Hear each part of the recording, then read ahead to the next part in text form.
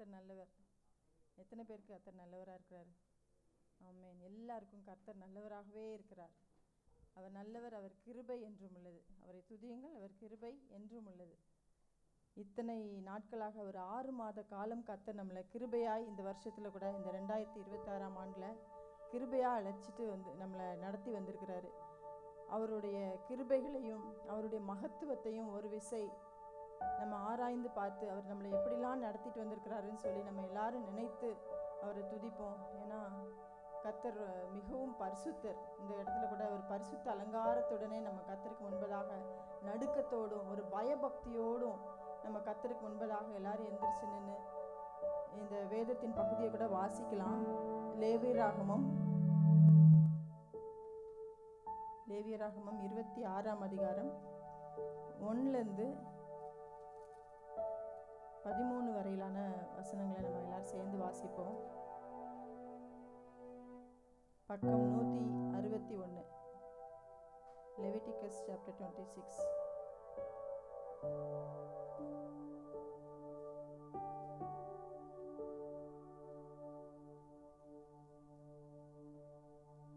சபையா சேர்ந்து இந்த அதிகாரத்தை வாசிக்கலாம். நீங்கள் உங்களுக்கு விக்கிரகங்களையும் சுரூபங்களையும் உண்டாக்காமலும் உங்களுக்கு சிலையை நிறுத்தாமலும் சித்திரம் தீர்த்த கல்லை நமஸ்கரிக்கும் பொருட்டு உங்கள் தேசத்தில் வைக்காமலும் இருப்பீர்களாக. நான் உங்கள் தேவனாகிய கர்த்தர். என் ஓய்வு நாட்களை ஆசரித்து என் பரிசுத்த ஸ்தலத்தை குறித்து பயபக்தியாய் இருப்பீர்களாக. நான் கர்த்தர்.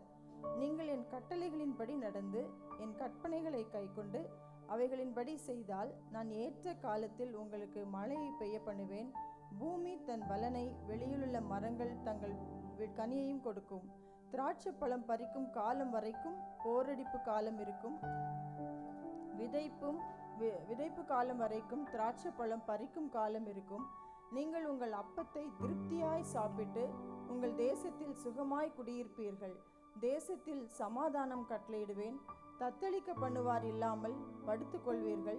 துஷ்ட மிருகங்களை தேசத்தில் இராதபடி ஒளிய பண்ணுவேன். பட்டயம் உங்கள் தேசத்தில் உலாவுவதில்லை. உங்கள் சத்துருக்களை துரத்துவீர்கள். அவர்கள் உங்கள் முன்பாக பட்டயத்தால் விழுவார்கள். உங்களில் 5 பேர் 100 பேரை துரத்துவீர்கள். உங்களில் 100 பேர் 10,000 பேரை துரத்துவார்கள். உங்கள் சத்துருக்கள் உங்களுக்கு முன்பாக பட்டயத்தால் விழுவார்கள். நான் உங்கள் மேல் கண்ணோக்கமாயிருந்து உங்களை வலுகவும் பெருகவும் பண்ணி உங்களோட என் உடன்படிக்கையை திடப்படுத்துவேன். போன வருஷத்து பழைய தானியத்தை சாப்பிட்டு புதிய தானியத்துக்கு இடம் உண்டாகும்படி பழையதை விலக்குவீர்கள். உங்கள் நடுவில் என் வாசஸ்தலத்தை ஸ்தாபிப்பேன். என் ஆத்துமா உங்களை அரோசிப்பதில்லை. நான் உங்கள் நடுவிலே உலாவி உங்கள் தேவனாயிருப்பேன். நீங்கள் என் ஜனமாயிருப்பீர்கள். நீங்கள் எகிப்திற்கு அடிமையாகாதிருக்காதபடிக்கு நான் அவர்கள் தேசத்திலிருந்து உங்களை புறப்பட பண்ணி உங்கள் நுகத்தடிகளை முறித்து உங்களை நிமிர்ந்து நடக்க பண்ணின உங்கள் தேவனாகிய கர்த்தர். ஆமென். எவ்வளோ ஒரு வாக்குத்தத்தமான பல காரியங்கள் இதில் குறிக்கப்பட்டிருந்தாலும் முதலாவது சில கட்டளைகளை முதல் 3 வசனத்தில் கர்த்தர் 3 கட்டளைகளை சொல்கிறாருல. நம்ம இந்த தேசத்தில் உங்கள் தேசத்தில் நீங்கள் விக்கிரகங்களையும் சுரூபங்களையும் உண்டாக்காமல் இருக்குது. நம்ம இன்னைக்கு ஒருவேளை சிலைகளை வச்சு வணங்குறது இல்லை, ஆனால் எத்தனையோ விக்கிரகங்களை நம்மளுக்கு முன்பதாக வைக்கிறோம். நம்மளுடைய பிள்ளைகளையோ நம்மளுடைய வேலையோ பல விதமான விக்கிரகங்கள் நம்மளுக்கு முன்னாடி வந்துடுது. இன்னைக்கு அது எல்லாத்தையும் நம்ம தூக்கி எறிந்து போட்டு தேவனையே நம்மளுக்கு முன்பாக வைத்து நம்ம அவர் தரிசிக்கும் போது கர்த்தர் இப்படிப்பட்ட ஆசீர்வாதங்கள் நம்ம வாசித்த இந்த அத்தனை ஆசீர்வாதங்களையும் நம்ம தேசத்துக்கும் கொடுக்க அவர் வல்லவராகவே இருக்கிறாரு. அடுத்ததாக ஓய்வு நாளை ஆசரித்து என் பரிசுத்த ஸ்தலத்தை குறித்து பயபக்தியாய் ஒரு ரெவரன்ஸோட நம்ம ஆலயத்துக்கு வரும்போது மாத்திரம் இல்லை, நம்மளுடைய ஆலயம்தான் நம்ம தேவன் வசிக்கும், நம்மளுடைய சரீரம் தான் தேவன் வசிக்கும் ஆலயம் என்று கர்த்தர் சொல்லியிருக்கிறார்கள. அப்போ நம்மளையே நம்ம எவ்வளோ பரிசுத்தமான ஜனங்களாக நம்ம வைத்து கொள்ளணும். ஒரு பயபக்தியோடு கூட கர்த்தருடைய சமூகத்தில் வர்றதுக்கு நம்ம ஒருபோதும் நம்ம தயங்காமல் அப்படிப்பட்டவர்களாக நம்ம இருக்கணும்னு சொல்லி கூட கர்த்தர் இந்த காலை வேளையில் நம்மளோடு பேசுகிறாரு. அது மாத்திரம் இல்லை, எத்தனையோ கட்டளைகளை நம்ம கேட்குறோம்.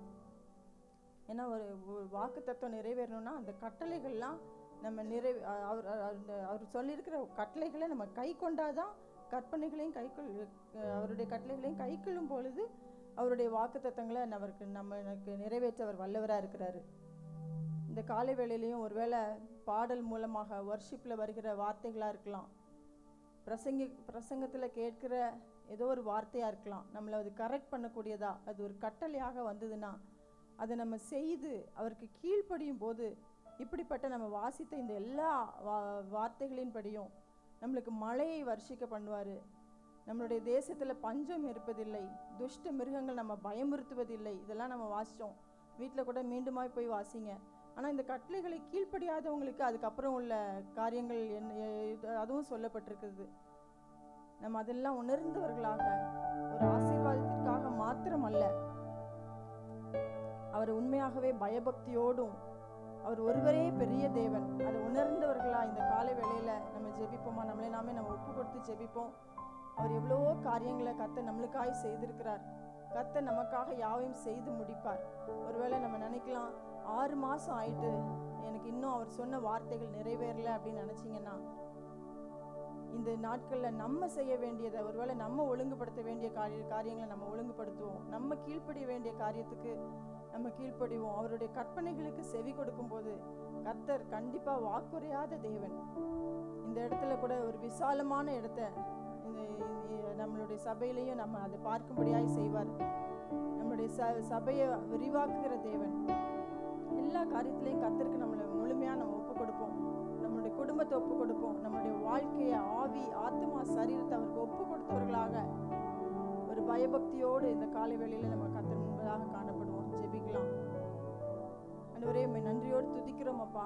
கடந்த நாட்கள் முழுவதும் எங்களை கண்ணின் மணியை போல பாதுகாத்தீரே, உமக்கு ஸ்தோத்திரம். கர்த்தாவே, உமக்கு நிகரானவர் யாரும் இல்லை அப்பா. நீர் துதிக்கப்படத்தக்கவர், துதிகளின் மத்தியில வாசம் பண்ணுகிறவர். கர்த்தாவே, உம்முடைய வார்த்தையின்படியே எங்கள் நடுவில் நீங்க உலாவிக்கொண்டு வருகிற தேவன். இந்த சபையில ஆண்டவரே, எங்கள் ஒவ்வொருவரோடும் இந்த கூடுதல்ல நீர் இருக்கிறதற்காய் உமக்கு ஸ்தோத்திரம். உம்முடைய பிரசன்னம் இந்த இடத்துல இருக்கிறதற்காய் நன்றியோடு உம்மை துதிக்கிறோம் ராஜா. ஆண்டவரே, ஒருவரும் சேரக்கூடாத ஒளியில வாசம் பண்ணுகிற தேவன் அப்பா. உம்முடைய ஒளியை ஒருவரும் காணக்கூடாதபடி அப்படிப்பட்ட பரிசுத்தமுள்ள தேவன் கர்த்தாவே. அந்த தேவனை நாங்கள் ஆராதிக்கிறதற்கும் அந்த தெய்வத்தை தெய்வமாக கொண்டிருக்கிற பாக்கியத்தை எங்களுக்கு தந்ததுக்காக நன்றியோடு கர்த்தாவே, அந்த நன்றி அறிதல் உள்ள இருதயத்தோடு ஒரு பயபக்தியோடு இந்த காலை வேளையில நம்முடைய சமூகத்துக்கு வருகிறோம் தகப்பனே. இந்த காலை வேளையில எல்லாம் சகலமும் ஒழுங்கும் கிரயமாய் இந்த இடத்துல செய்யப்படும்படியாய் நாங்கள் ஜெபிக்கிறோம் அப்பா. ஆண்டவரே, கர்த்தர் எங்களுக்காக எல்லாவற்றையும் ஆயத்தப்படுத்தி கொடுக்கும்படியாய் ஆண்டவரே இந்த இடத்தை எங்களுக்கு கொடுத்த தேவன். ஆண்டவரே, விடுதலையோடு உண்மையோடு அப்பா ஆவியோடும் நாங்கள் உண்மை தொழுது கொள்ளத்தக்கதாய் எல்லா காரியங்களையும் நீங்க சீர்படுத்தும்படியாய் கூட உமக்கு ஒப்பு கொடுக்குற ராஜா. ஆண்டவரே, விசேஷித்த விதத்துல இந்த ஆராதனை வேளையில உம்முடைய முகத்தை பார்க்கிற வந்திருக்கிற மக்களுக்கு கர்த்தாவே நீர் தரிசனம் கொடுப்பீராக அப்பா. உம்மை தரிசிக்கிறதுக்குரிய பெரிய பாக்கியத்தை நீர் கொடுப்பீராக கர்த்தாவே. நாங்கள் உம்மை பார்க்க வேண்டும் கர்த்தாவே. உம்முடைய வார்த்தையில உம்மை நாங்கள் பார்க்க வேண்டும் கர்த்தாவே. நீங்கள் எங்களுக்கு அதை எங்களுடைய கண்களை திறக்கும்படியாக கூட ஒரு விசை ஜெபிக்கிறோம். ஆண்டவரே, உம்முடைய சத்தத்தை கேட்கக்கூடாதபடிக்கு மந்தமாய் இருக்கிற எங்களுடைய செவிகளை ஆண்டவரே நீங்க திறந்து கொடுக்கும்படியாக ஜெபிக்கிறோம். எங்கள் இருதயங்களை ஒரு விசை நாங்கள் ஒருமுகப்படுத்துகிறோம் அப்பா. ஆண்டவரே, உம்முடைய பிள்ளைகள் என்னென்ன தேவைகளோடு வந்திருக்கிறார் என்பதை தேவரீர் அறிவீர். மனுஷன் முகத்தை பார்க்கலாம், ஆனா நீங்களோ இருதயத்தை பார்க்கிற கர்த்தரப்பா. ஒவ்வொரு இருதயங்களில் உள்ள வேண்டுதல்களையும் நீங்க பார்க்கிறீங்கப்பா. ஒவ்வொரு இருதயங்களில் உள்ள கண்ணீர்களையும் வேதனைகளையும் அப்பா நீர் அறிந்திருக்கிறீரப்பா. எல்லாவற்றையும் துடைக்கிற தேவன். நொறுங்குண்டதும் நறுங்குண்டதுமான இருதயத்தை நீர் புறக்கணியாத தேவன் கர்த்தாவே. இந்த காலை வேளையில எல்லாருக்கும் சகாயம் செய்யும்படி நீங்க எங்கள் நடுவில் இருக்கிறதுக்காக துதிக்கிறோம் அப்பா, ஸ்தோத்திரிக்கிறோம் அப்பா. ஆண்டவரே, இந்த 6 மாசங்களை கடக்க கிருபை செய்த தேவன் இனிமே மீதமுள்ள நாட்களிலும் கர்த்தர் எங்களுக்கு உதவி செய்வீராக அப்பா. சபை நடுவில் உம்முடைய வார்த்தைகளை வெளிப்படுத்துவீராக. ஆண்டவரே, எங்களுடைய ஆராதனை உமக்கு பிரியமான ஆராதனை இருக்கட்டும் கர்த்தாவே. ஆண்டவரே, நாங்கள் வாயில உதடுகள்ல பாடிக்கொண்டு இருக்காதபடிக்கு உள்ளத்தின் ஆழத்திலிருந்து நாங்கள் உம்மை மகிமைப்படுத்தக்கூடிய பாக்கியத்தை கொடுங்க தகப்பனே. எங்களுடைய வாயின் வார்த்தைகளையும் இருதயத்தின் தியானங்களையும் அப்பா உம்முடைய சமூகத்தில் அது பிரீதியா இருக்க பண்ணுங்க. இந்த ஆராதனை முழுவதும் உம்முடைய பிரசன்னத்தை நாங்கள் உணர்றதுக்கு கிருபை செய்யுங்க. உம்முடைய வார்த்தையை கேட்கிறதுக்கு உதவி செய்யுங்க. பேசுகிற தாசனை மறைத்து கர்த்தாவே உம்முடைய ஆவியானவரின் வார்த்தை எங்களுக்கு வரும்படியாய் வெளிப்படும்படியாய் ஜெபிக்கிறோம் அப்பா. ஆண்டவரே, என்னென்ன தாகத்தோடு வந்திருக்கிறோமோ எங்கள் ஒவ்வொருவருடைய தாகத்துக்கும் ஆண்டவரே நீங்க அதை தீர்க்கும்படியாய் ஜெபிக்கிறோம் அப்பா. அப்பா, பசியுள்ள ஆத்மாவை நீங்க திருப்தியாக்குகிற தேவன் அப்பா. எதிர்பார்ப்போடு வந்திருக்கிற நம்முடைய ஜனங்களுக்கு நீங்க பேசுங்கப்பா. நீங்க பேசும்படியாய் ஆராதனை வேளையில நாங்கள் உண்மை தரிசிக்கத்தக்கதான பெரிய அதிசயத்தை செய்யுங்க. எல்லா துதி கன மகிமை எடுத்துக்கொள்ளுங்க. இயேசு கிறிஸ்துவின் நாமத்தினால வேண்டிக் கொள்கிறேன் பிதாவே, ஆமென். பூமியின் குடிகளே எல்லோரும் கர்த்தரை கம்பீரமாகவே பாடுங்களே. பூமியின் குடிகளே எல்லோரும் கர்த்தரை கம்பீரமாகவே பாடுங்களே. சாரோனின் ரோஜாவர் பள்ளத்தாக்கின் லீலியே, சாரோனின் ரோஜாவர் பள்ளத்தாக்கின் லீலியே, பாரிசத்த என்னை சரவர் பதினாயிரங்களில் சிறந்தோர். பூமியின் குடிகளே எல்லோரும் கர்த்தரை கம்பீரமாகவே பாடுங்களே. பூமியின் குடிகளே எல்லோரும் கர்த்தரை கம்பீரமாகவே பாடுங்களே. வார்த்தையில் உண்மையுள்ளோ வாக்கு தத்தம் செய்திட்டார், வார்த்தையில் உண்மையுள்ளோ வாக்கு தத்தம் செய்திட்டார். கலங்கவே இடையவே ஜெயம் என்று உன்னை காத்திடுவார். பூமியின் குடிகளே எல்லோரும் கர்த்தரை கம்பீரமாகவே பாடுங்களே. பூமியின் குடிகளே எல்லோரும் கர்த்தரை கம்பீரமாகவே பாடுங்களே. வார்த்தையின் தேவனவர், வார்த்தையால் தாங்குபவர், வார்த்தையின் தேவனவர், வார்த்தையால் தாங்குபவர், சர்வத்தையும் தாங்குபவர், வார்த்தை என்றும் நம்மை தாங்கிடுமே. பூமியின் குடிகளே எல்லோரும் கர்த்தரை கம்பீரமாகவே பாடுங்களே. பூமியின் குடிகளே எல்லோரும் கர்த்தரை கம்பீரமாகவே பாடுங்களே. அவர் வார்த்தையில் உண்மை உள்ளவர், வாக்கு மாறாதவர். உங்களுடைய வாழ்க்கையில் என்னென்ன வார்த்தைகளை சொல்லி வாக்குத்தத்தமாய் இதை செய்வேன் என்று சொன்ன வாக்குத்தத்தங்களை அவர் நிறைவேற்ற வல்லவராக இருக்கிறார்.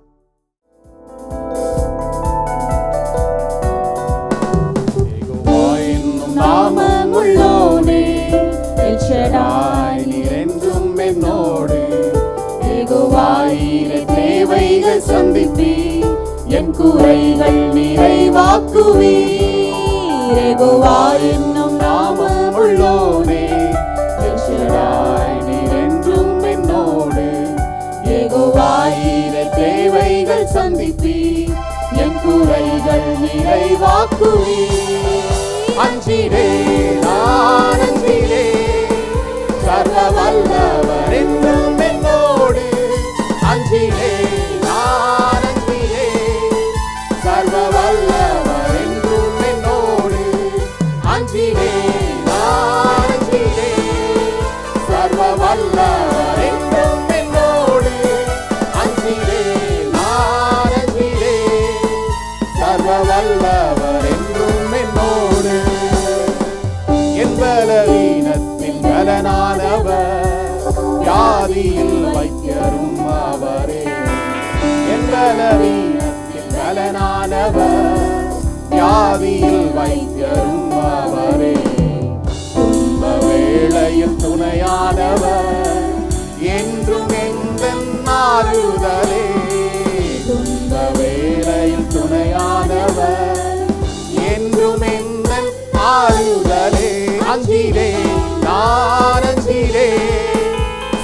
வல்லவர் என்றும் என்னோடு, அஞ்சினேன் நான் அஞ்சினேன். சர்வ வல்லவர் என்றும் என்னோடு, அஞ்சினேன் நான் அஞ்சினேன். சர்வ வல்லவர் என்றும் என்னோடு, அஞ்சினேன் நான் அஞ்சினேன். சர்வ வல்லவர் என்றும் என்னோடு.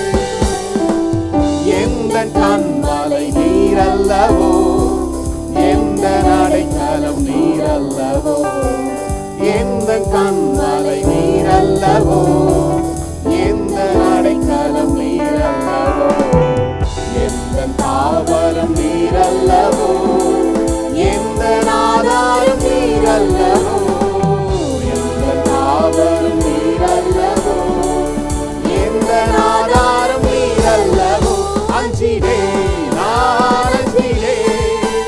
சர்வ வல்லவர் என்றும் என்னோடு, அஞ்சினேன் நான் அஞ்சினேன்.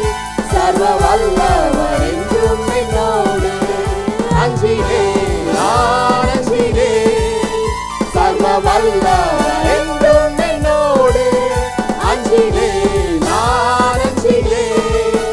சர்வ வல்லவர் என்றும் என்னோடு. எந்த கேடகம் நீரல்லவோ, எந்த மறைவிடம் நீரல்லவோ, எந்த கேடகம் நீரல்லவோ, எந்த மறைவிடம் நீரல்லவோ, என்னை காண்பவர் நீரல்லவோ, என்னை காப்பவர் நீரல்லவோ, என்னை காண்பவர் நீரல்லவோ, என்னை காப்பவர் நீரல்லவோ, அஞ்சினேன் நான் அஞ்சினேன். சர்வ வல்லவர் என்றும் என்னோடு, அஞ்சினேன் நான் அஞ்சினேன். சர்வ வல்லவர் என்றும் என்னோடு, அஞ்சினேன் நான் அஞ்சினேன். சர்வ வல்லவர் என்றும் என்னோடு, அஞ்சினேன் நான் அஞ்சினேன். சர்வ வல்லவர் என்றும் என்னோடு.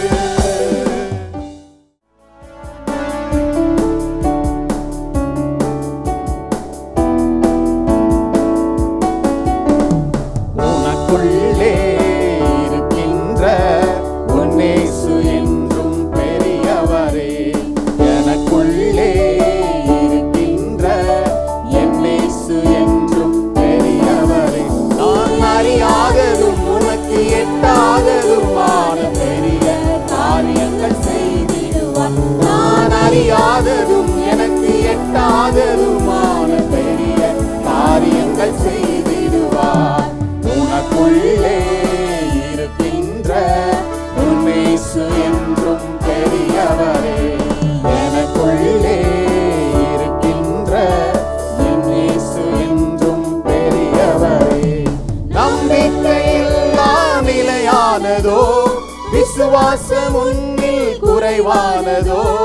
நம்பிக்கையெல்லாம் நிலையானதோ, விசுவாசம் உன்னில் குறைவானதோ. அற்புதர் உனக்குள்ளே இருக்கின்றார், அதிசயம் செய்வார் கலங்காதே, அதிசயம் செய்வார் கலங்காதே. உனக்குள்ளே இருக்கின்ற உன் இயேசு என்றும் பெரியவரே, எனக்குள்ளே இருக்கின்ற என் இயேசு என்றும் பெரியவரே. நீ அறியாததும் உனக்கு எட்டாததுமான பெரிய காரியங்கள் செய்திடுவார். நான் அறியாததும் எனக்கு எட்டாததுமான பெரிய காரியங்கள் செய்திடுவார். உனக்குள்ளே இருக்கின்ற உன் இயேசு என்றும் பெரியவரே, எனக்குள்ளே இருக்கின்ற என் இயேசு என்றும் பெரியவரே. சூழ்நிலையெல்லாம் எதிரானதோ, சுற்றத்தாருன்னில் பகையானாரோ. சூழ்நிலையெல்லாம் எதிரானதோ, சுற்றத்தாருன்னில் பகையானாரோ. வல்லவர் உனக்குள்ளே இருக்கின்றார், பலக்கரம் தாங்குவார் கலங்காதே, பலக்கரம் எனக்குள்ளே இருக்கின்ற உன் இயேசு என்றும் பெரியவரே. எனக்குள்ளே இருக்கின்ற என் இயேசு என்றும் பெரியவரே.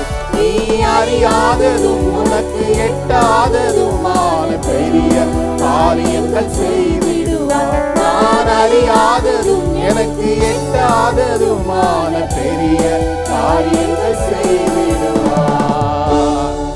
ஹல்லேலூயா. உங்களை பார்த்து சொல்றேன், உங்களுடைய எண்ணங்களுக்கு எட்டாத காரியங்களை கர்த்தர் இந்த வரும் நாட்களில் செய்ய அவர் போதுமானவராக இருக்கிறார்.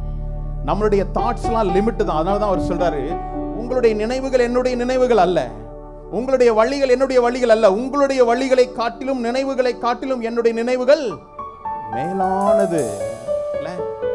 நமக்கு இருக்கிற இந்த குருவி மூளையை வச்சுட்டு கர்த்தாவே ஒரு 500 திரம்ஸ் எனக்கு இன்கிரிமெண்ட் கிடைச்சா போதும்னு நினைக்கிறோம். அவர் உங்களை வேற இடத்துல வச்சு பார்க்கணும்னு விரும்புறார். எத்தனை பேர் புரியுது? நமக்கு பார்க்கிறதுக்கு இது நல்லா இருக்கு, இது நல்லா இருந்தது, நல்லா இருந்தது, இந்த இடம், இந்த கம்பெனி இல்லை, இந்த வேலை, இந்த பேக்கேஜ் எனக்கு நல்லா இருக்கிற மாதிரி இருக்கலாம். ஆனால் கர்த்தர் தி பெஸ்ட் தான் கொடுப்பாரு. நம்ம பார்க்கும்போது இது குட்னு பார்க்குறோம்ல. ஏவாள் அப்படிதான் பார்த்தா, திஸ் இஸ் குட், பார்க்கிறதுக்கு நல்லா தான் இருக்குதுன்னாரு. அதுதான் ட்ராப்பு. ஆனா கர்த்தர் நமக்கு பெஸ்ட்டை வச்சிருக்கிறார். எத்தனை பேர் விசுவாசிக்கிறீங்க? அவருடைய பிள்ளைகளுக்கு அவர் நேர்த்தியானதை செய்கிறாராம். அதன் காலத்தில் அவர் நேர்த்தியானதை செய்கிறார். சும்மா குட்டர் 2 துண்டை தூக்கி போடுறது இல்லை, தி பெஸ்ட் அவர் கொடுக்கிறார். இல்ல, உங்களை பார்த்து சொல்றேன், எந்தெந்த பகுதிகளில் நீங்க எதிர்பார்த்து கொண்டு இருக்கிறீங்களோ கர்த்தர் இந்த மாதத்துல தி பெஸ்ட் உங்களுக்கு என்ன செய்யறாரு? வைத்திருக்கிறார். அதை சுதந்தரிப்பதற்கு கர்த்தாவே என்னை தகுதிப்படுத்தும், என்னை திராணி உள்ளவளாய் மாற்றும். ஒரு பொருளை நான் அடையணும்னா எனக்கு சில தகுதிகள் வேணும்ல. இந்த ஊர்ல கார் ஓட்டணும்னா எல்லாருக்கும் ஆசை தான். ஆனா என்ன வேணும்? எனக்கு நல்ல ஓட்ட தெரியும். ஊர்ல எல்லாம் நான் கார் ஒத்த கையிலே ஓட்டி இருக்கிறேன் இல்ல, அப்படிலாம் சொல்லலாம். ஆனா இந்த ஊர்ல ஓட்டுறதுக்கு என்ன வேணும்? தகுதி வேணும். அப்போ கர்த்தர் உங்களுக்கு என்று அவர் எல்லாவற்றையும் செய்து முடித்து வைத்திருக்கிறார். அவர் சிலுவையில முடிந்ததுன்னு சொல்லும்போது நீங்க பிறக்கிறது உங்க பிள்ளைகளுக்கு என்ன வேணுமோ அதை செய்து வைத்திருக்கிறார். ஆனால் அந்த பிள்ளை வளர்ந்து தகுதிப்படுத்தி கொண்டால் தான் அதை என்ன செய்ய முடியும்? சுதந்தரித்துக் கொள்ள முடியும். ஹல்லேலூயா.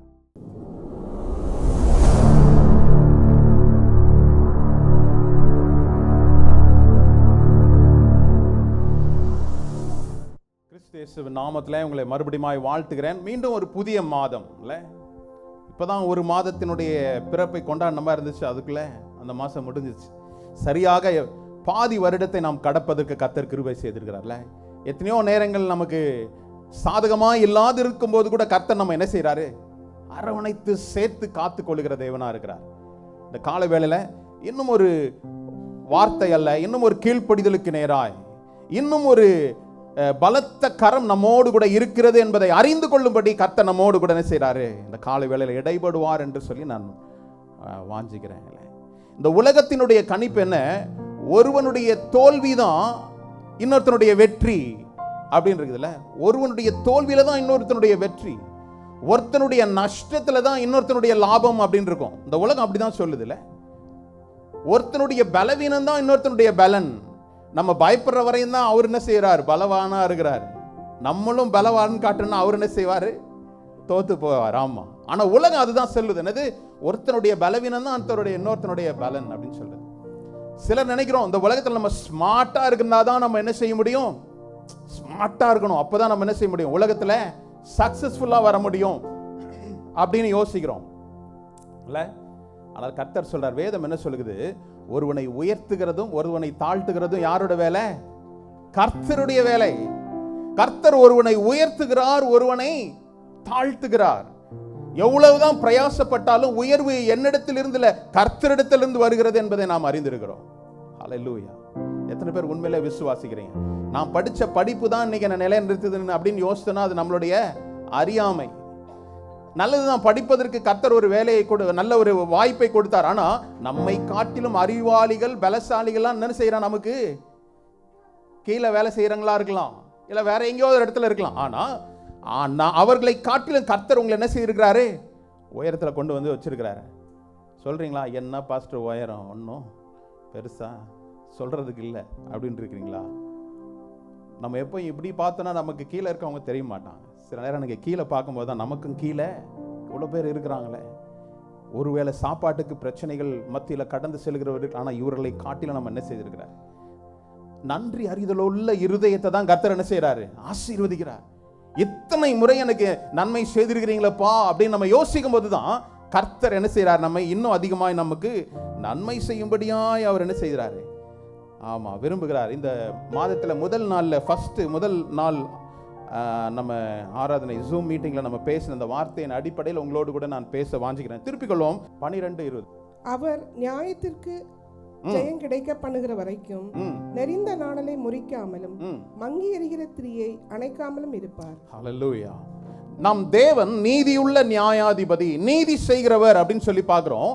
இங்க வாசிக்க கேட்ட அந்த வேத பகுதியில் அவர் நியாயத்திற்கு ஜெயம் கிடைக்க பண்ணுகிற வரைக்கும் நெறிந்த நாணலை முறியாமலும் மங்கி எரிகின்ற திரியை அணையாமலும் இருக்கிறார். அப்போ அவர் நீதி செய்கிறவரா இருக்கிறார். ஹல்லேலூயா. எப்படியாவது அவர் நமக்கு நீதி செய்கிறவரா இருக்கிறார். எப்பொழுது? நமக்கு நியாயம் கிடைக்கிற வரையும் நெறிந்த நாணலை முறியாமலும். அப்படின்னா சொன்ன என்னது? நெறிந்த நாணல் என்பது என்னது? பலவீனமான ஒரு செடி, பலவீனமான ஒரு காரியம். கர்த்தாவே, நான் இந்த ஏரியால நான் பலவீனமா இருக்கிறேன், சத்ருனால் எந்த நேரமும் நான் துன்புறுத்தப்படுவதற்கு ஆளாகக்கூடிய ஒரு நிலையில இருக்கிறேன், வல்னரபிள் சிச்சுவேஷன்ல நான் இருக்கிறேன் அப்படின்னு நீங்க யோசிக்கலாம். அவர் சொல்ற நெறிந்த நாளலை முறியாமலும் மங்கி எரிகின்ற திரியை அணையாமலும். நோ ஹோப், பிரச்சனை இல்லை, வாழ்க்கையில எல்லாம் முடிஞ்சிச்சுன்னு நம்ம நினைக்கலாம். இன்னும் கொஞ்ச நேரத்தில் இந்த திரி அணைந்து போகக்கூடிய ஒரு சூழ்நிலை, நம்பிக்கையற்ற நிலையில் இருக்கலாம். ஆனால் கர்த்தர் அதை அணைக்க மாட்டார்னு சொல்றார். எனக்கு நியாயம் கிடைக்கும் வரை நான் சொல்றேன், உங்களுடைய வாழ்க்கையில கர்த்தர் வைத்திருக்கின்ற சுதந்திரங்களை நீங்கள் சுதந்திரிப்பதற்கு நீங்க இடம் கொடுத்தீங்கன்னா அதை சுதந்திரிக்காம உங்களுடைய வாழ்க்கையில என்ன செய்யாது? முடிந்து போகவே போகாது. கர்த்தர் நெறிந்த நாணலையும் மங்கி எரிகின்ற திரியையும் அணையாமல் அவர் காத்துக் கொள்ளுகிற தேவனா இருக்கிறார். இந்த காலை வேளையில கர்த்தாவே, நீர் எனக்கு நியாயம் செய்கிறபடினால், நீர் என்னை நியாயம் விசாரிக்கிறபடினால் கர்த்தாவே, என்னுடைய வாழ்க்கையில எந்த பிரச்சனையும் ஏற்படாது. பிரச்சனைகள் ஏற்படதான் செய்யும், ஆனா அந்த பிரச்சனைகள் மத்தியில் கர்த்தர் என்ன செய்வாரு? நம்மை காக்கிற தேவனா இருக்கிறார். ஆகவே இந்த நாளில் உங்களோடு கூட நான் பேச எடுத்துக்கொண்ட தலைப்பு, உங்களுடைய சத்துருக்களை எச்சரிக்கும் தேவன் அப்படின்னு சொல்லி, நான் எனக்கு நியாயம் கிடைக்காதபடி, என்னுடைய வாழ்க்கையில செழிப்படைய முடியாதபடி சத்ருவானவன் என்னை என்ன செய்கிறான்? விழத்தள்ளுகின்ற இந்த சூழ்நிலையில கர்த்தரே அவனை எச்சரிக்கிற தேவனாய் கடந்து வருகிறார். என்னுடைய சத்துருக்களை எச்சரிக்கும் தேவன். நம்ம ஒருவேளை யோசிக்கலாம், யாரு சத்ருன்னு சொல்றாரு அப்படி நம்ம யோசிக்கும் போது, பக்கத்து சீட்ல உட்காந்துருக்கிறாரா, நம்ம ஆபீஸ்ல எனக்கு பக்கத்தில் உட்காந்து அவரு தான் நினைக்கிறேன் அப்படின்னு நம்ம நினைக்கிறோம்ல. அவங்கெல்லாம் இல்லை. நமக்கு இருக்கிற எல்லாருக்கும் இருக்கின்ற ஒரே சத்ருயாக யாரு? பிசாசானவன், என்னை விழ செய்கின்றவன், என்னை விழ தள்ளுகிறவன், நான் முன்னேற முடியாதபடி என்னை தடுக்கிறவன், நான் கடுமையா உழைக்கிறேன் ஆனா அதற்குரிய பலனை பெற்றுக்கொள்ள முடியாத சூழ்நிலையில் நான் இருப்பேன் என்றால் சத்ரு என்ன செய்யறான்? தொடர்ந்து ஆதிக்கத்தை செலுத்தி கொண்டே இருக்கிறது நம்ம பார்க்கிறோம்ல. ஹல்லேலூயா. அவனு சொல்றேன், தேவனுடைய திட்டத்திற்குள் உள்ளான ஜனங்களை கர்த்தர் பாதுகாக்கிறவரா இருக்கிறார். அவர்களுக்கு பிரச்சனை இருக்கு, கடுமையான சூழ்நிலைகள் கடந்து போறாங்க. ஆனாலும் சத்துருக்கள் அவர்கள் மேல் ஆதிக்கம் செலுத்த முடியாதபடி கர்த்தர் என்ன செய்றார்? எதிர்த்து நிற்கிறார். அவருடைய திட்டத்திற்குள் நான் இருக்கிறேனா, இல்ல ஒரு ஆசீர்வாதத்தை வாங்கிட்டு இந்த உலகத்தில் அப்படியே வேனிஷ் ஆயிரனா, அப்படியே கடந்து போறேனா? நிறைய பேர் அப்படி இருக்கிறாங்கல்ல. ஒரு தேவை வரும்போது சர்ச்சுக்கு வான்னு கூப்பிடவே வேணாம். சர்ச்சு 8 மணிக்குனா எத்தனை மணிக்கு வருவாங்க? 7 மணிக்கு வந்து கதவை தட்டிட்டு இருப்பாங்க. ஏன்னா பிரச்சனை அவ்வளோ இருக்குது. பிரச்சனை சரியான உடனே 8 மணி சர்ச்சுக்கு எத்தனை மணிக்கு வருது? 9. பாருங்க, உங்களுக்கே தெரிஞ்சிருக்கு உங்களை பற்றி. 9 மணிக்கு தான் வருவோம் அப்படின்றீங்களா? பரவாயில்ல, 9 மணிக்கு வந்தாலும் பரவாயில்ல. சிலர் வராமலே காணாமல் போயிடுறோம் இல்லை. அதனால தான் சில நேரம் கர்த்தர் என்ன செய்கிறாரு? சில பிரச்சனைகளை வச்சுக்கிட்டே இருக்கிறார், அங்கங்கே செக் வச்சுக்கிட்டே இருக்காரு. இவனை விட்டனா என்ன செய்வான்? இவன் ஓடுவான். ஆனால் நம் சத்துருக்களை அவர் எதிர்க்கின்ற தேவனா இருக்கிறார். நீங்க உங்களுடைய காரியங்களில் நீங்க தேவனுடைய திட்டத்திற்குள் நீங்க இருக்கிறவர்களா இருந்தால், கர்த்தர் என்னை கொண்டு ஒரு திட்டத்தை செயல்படுத்துகிறார் என்பதை எனக்கு நான் அறிந்திருக்கிறேன் என்றால், நீங்க சத்துருக்களை எதிர்க்கணும் இல்ல, கர்த்தர் உங்களுக்காக என்ன செய்வார்? அதான் சொல்றேன், கர்த்தர் உங்களுக்காக யுத்தம் செய்வார். நீங்க ஆமா, நம்ம சும்மா தான் இருப்போம் பாஸ்டர் இல்ல. கர்த்தரையும் தேட மாட்டோம், சும்மாவே இருப்போம். அப்படி இல்லை. என்னுடைய வாழ்க்கையில கர்த்தருடைய திட்டத்திற்குள் உள்ள இருக்கிற தேவ மனுஷர்களை கர்த்தர் அவர்கள் பாதுகாக்கிறவரா இருக்கிறார்ல. ஹல்லேலூயா. ஒரு மனிதனை குறித்து நான் உங்களோடு கூட இந்த நாளில் தியானிக்க இருக்கிறேன். அந்த மனுஷன் எல்லாருக்கும் தெரிஞ்ச ஒரு மனுஷன், வேதத்தில் மிகவும் பிரபலமான ஒரு மனிதன். அந்த மனுஷனை குறித்து தான் உங்களோடு கூட பேச போறேன். பிறந்த உடனே தாய்க்கு ரொம்ப ஒரு நெருக்கமாய், ரொம்ப ஒரு பெட்டு அவனுக்கு இல்லை. அம்மா ரொம்ப பாசமா அப்படி பொழிகிற ஒரு மகனா இருக்கிறான். ஆனா அவனுக்குள்ள ஒரு காரியம் இருக்குது. அவன் என்ன நினைச்சான், நான் ரொம்ப ஸ்மார்ட்னு நினைச்சதுனால இந்த ஸ்மார்ட்னஸை வச்சு தன்னுடைய சகோதரனை என்ன செய்யறான், வஞ்சனை செய்து ஏமாத்தி அவனுக்கு அந்த டைம்ல என்ன வேணும், ஒரு கோப்பை கூல கொடுத்து என்ன செய்தான், சேஷ்ட புத்திர பாகத்தை வாங்கி கொண்டான். ஏமாத்துறான். he thought I am smart. நான் நல்லா சொல்றேன், நீங்க ஸ்மார்ட்னு நினைச்சீங்கன்னா கர்த்தர் உங்களுக்கு இன்னொரு ஸ்மார்ட்டான ஆளை உங்களுக்கு என்ன செய்வார், இன்ட்ரோடியூஸ் பண்ணி விடுவார். நான் கர்த்தாவே ஐ எம் வீக், எனக்கு ஒன்றும் தெரியல கர்த்தாவே என்ன நடத்துங்கன்னு சொன்னா அவரே உங்க கருத்தை பிடிச்சி நடத்துவார். நீங்க எப்போ ஸ்மார்ட் இல்லைன்னு தெரிகிற அளவுக்கு உங்களோட ஸ்மார்ட்டான ஆளை இன்ட்ரோடியூஸ் பண்ணி அப்படியே என்ன செய்வார். இவன் ஸ்மார்ட்னு நினைச்சதுனால தன்னுடைய சகோதரனே என்ன செய்தானா, ஏமாத்தி அவனுடைய சேஷ்ட புத்திர பாகத்தை பெற்றுக்கொண்டான். இன்னும் ஸ்மார்ட்னு நினைச்சு தகப்பனையே ஏமாத்தி எல்லா ஆசீர்வாதத்தையும் பெற்றுக்கொண்டான். இந்த வார்த்தை ஸ்மார்ட்ன்ற வார்த்தை நல்லா யோசிச்சுக்கோங்க. நம்ம எப்பெல்லாம் சில நேரங்கள் சில பகுதிகளில் எனக்கு ஒன்றும் தெரியாது பாஸ்டர்னு சொல்லலாம், ஆனால் என்னுடைய ஸ்ட்ரென்த் இதுதான் அப்படின்னு நம்ம நினைக்கிறோம். தேவனுடைய திட்டத்திற்குள்ள இருக்கிற தேவ ஜனங்கள், நான் பலன் உள்ளவன் நினைச்சனா அந்த பலனை முழுமையாய் அழிக்கும் வரையும் கர்த்தர் என்ன செய்யறாரு, காத்துக்கிட்டே இருக்கிறாரு. எப்பொழுது என்னுடைய பலன் எல்லாம் 0 லெவல் வருதோ அப்பதான் அவர் என்ன செய்யறாரு, எனக்கு கரத்தை பிடிச்சி தூக்குறாரு. இந்த மனுஷன் என்ன செய்யறான், தன் தகப்பனிடத்துல போய் ஏமாத்தி அவரிடத்திலிருந்து உள்ள எல்லா ஆசீர்வாதங்களையும், தன் சகோதரனுக்கு ஒரு ஆசீர்வாதம் கூட இல்லாம எல்லாத்தையும் வாங்கிட்டு என்ன செய்யறான், வரான். வாங்கின பிறகுதான் அவனுக்கு ரியாலிட்டிக்குள்ள வரான்.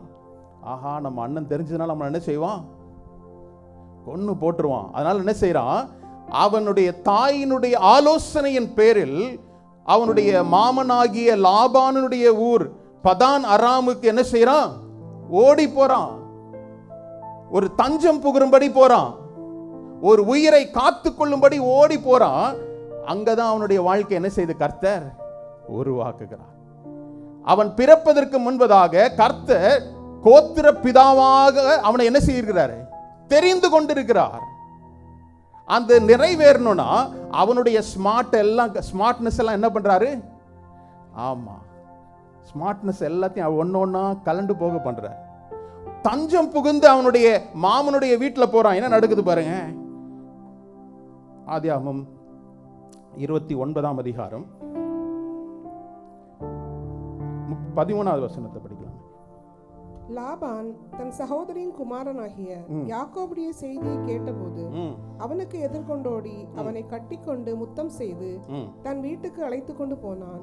அவன் தன் காரியங்கள் எல்லாம் விவரமாய் லாபானுக்கு சொன்னான். அவன் தன்னுடைய காரியங்கள் எல்லாத்தையும் எக்ஸ்போஸ் பண்ணிட்டான். ஸ்மார்ட்னஸா இருக்கும்போது என்ன செய்யறான், இன்னொரு அவனை காட்டிலும் ஒரு ஸ்மார்ட்டான ஆள்கிட்ட இப்படிலாம் பண்ணப்பா, இதுக்காக பயந்து நான் வந்திருக்கிறேன். அவனுக்கு கரெக்டா இவனுடைய வீக்னஸ் புரிஞ்சிச்சு. அப்படி என்ன சொல்லிருக்கல, அவன் தன் காரியங்கள் எல்லாம் விவரமாய், ஆமா நம்ம ரொம்ப ஸ்மார்ட்டா நடந்தேன், அதனால இன்னைக்கு ஓடி வந்து ஓம்படத்துல நான் என்ன செய்யறேன் அப்படின்னு சொல்றான். அடுத்த வசனம் 14. அப்பொழுது லாபான், நீ என் எலும்பும் என் மாம்சமும் ஆனவன் என்றான். 1 மாதம் வரைக்கும் யாக்கோபு அவனிடத்தில் தங்கினான். 1 மாதம் வரையும் தான் ட்ரீட்மெண்ட். மாமா அப்படின்னு மாமா வீட்டுக்கு தான் போறான். 1 மாசம் வரை என்ன செய்தான், அவனிடத்துல ஃப்ரீயா தங்கியிருந்தாரு. இல்ல நம்ம சொல்லணும்ல, விருந்து மருந்தும் 3 நாள். இவனுக்கு நல்ல எக்ஸ்டென்ஷன் கிடைச்சிருக்குது. 1 மாசம் விருந்து சாப்பாடு தான். உடனே அதுக்கப்புறம் தான் அந்த ஸ்மார்ட்டுக்கு ஸ்மார்ட்டான ஒரு கேட்குறாரு, என்னப்பா நீ என்ன எனக்கு சும்மா வேலை. அவரு 1 மாசம் சும்மா சாப்பாடு போட்டிருப்பாரு. சாப்பாடு போன என்ன மருமகனை அந்த கோழியை ஆட்டை பிடிச்சி கட்டுங்க, அந்த மாட்டுக்கு தண்ணி காட்டுங்க, இப்படிலாம் சொல்லியிருப்பாருல்ல. உடனே 1 மாசம் கழிச்சு அவர் சொல்றாரு, எப்போ அடுத்த வசனத்தையும் படிப்போமே 15. பின்பு லாபான் யாக்கோபை நோக்கி, நீ என் மருமகனா இருப்பதனால் சும்மா எனக்கு வேலை செய்யலாமா? சம்பளம் எவ்வளவு கேட்கிறாய் சொல் என்றான். அங்கதான் ஆரம்பிக்குது. இதுவரையும் ஒரு ஃப்ரீ ட்ரீட்மெண்ட், ஒரு நல்ல ஒரு கெஸ்ட் இல்ல, அழகான ஒரு மாசம் நல்ல விருந்து சாப்பாடா இருந்தது. அதுக்கப்புறம் சொல்றார், நீ எனக்கு மருமகனா இருக்கிறதுனால நீ சும்மா வேலை பார்க்க வேணாம், உனக்கு என்ன வேணும்னு கேளு அப்படின்னு சொல்றாரு. உடனே இவன் என்ன நினைச்சான், அங்கதான் கர்த்தர் ஒரு டிராப் வைக்கிறார். இவன் பார்வைக்கு யார் அழகா இருந்தா, நம்ம எல்லாருக்கும் அந்த கதை தெரிஞ்சதுனால நான் சீக்கிரமா முக்கியமானது மட்டும் நான் சொல்றேன். இல்ல, ராகேலை பார்க்கறான். எனக்கு இந்த ராகேலை எனக்கு திருமணம் பண்ணி கொடுக்கணும்னா நான் என்ன செய்யறேன், அவளுக்கு ஏதாவது நான் கொடுக்கணும். அந்த காலத்துல அப்படிதான் இல்ல, நம்ம ஒரு மாதிரி போன உடனே இத்தனை பவுன் போடுங்கன்னு கேட்க மாட்டாங்க, இத்தனை பவுன் கொடுங்கன்னு தான் கேட்பாங்க. அப்ப அவன் என்ன செய்யறான், நான் ராகேலுக்காக 7 ஆண்டுகள் நான் என்ன செய்யறேன், வேலை செய்யறேன் அப்படின்னு சொன்னார். 7 வருடம். ஆனால் லாபான் பாருங்க, அவனுடைய திருமண காரியங்களில் அவன் என்ன செய்யறான், வஞ்சிக்கிறவனா இருக்கிறான். இல்ல, இவன் தன்னுடைய தகப்பனையும் சகோதரனையும் வஞ்சித்து ஓடி வரான்.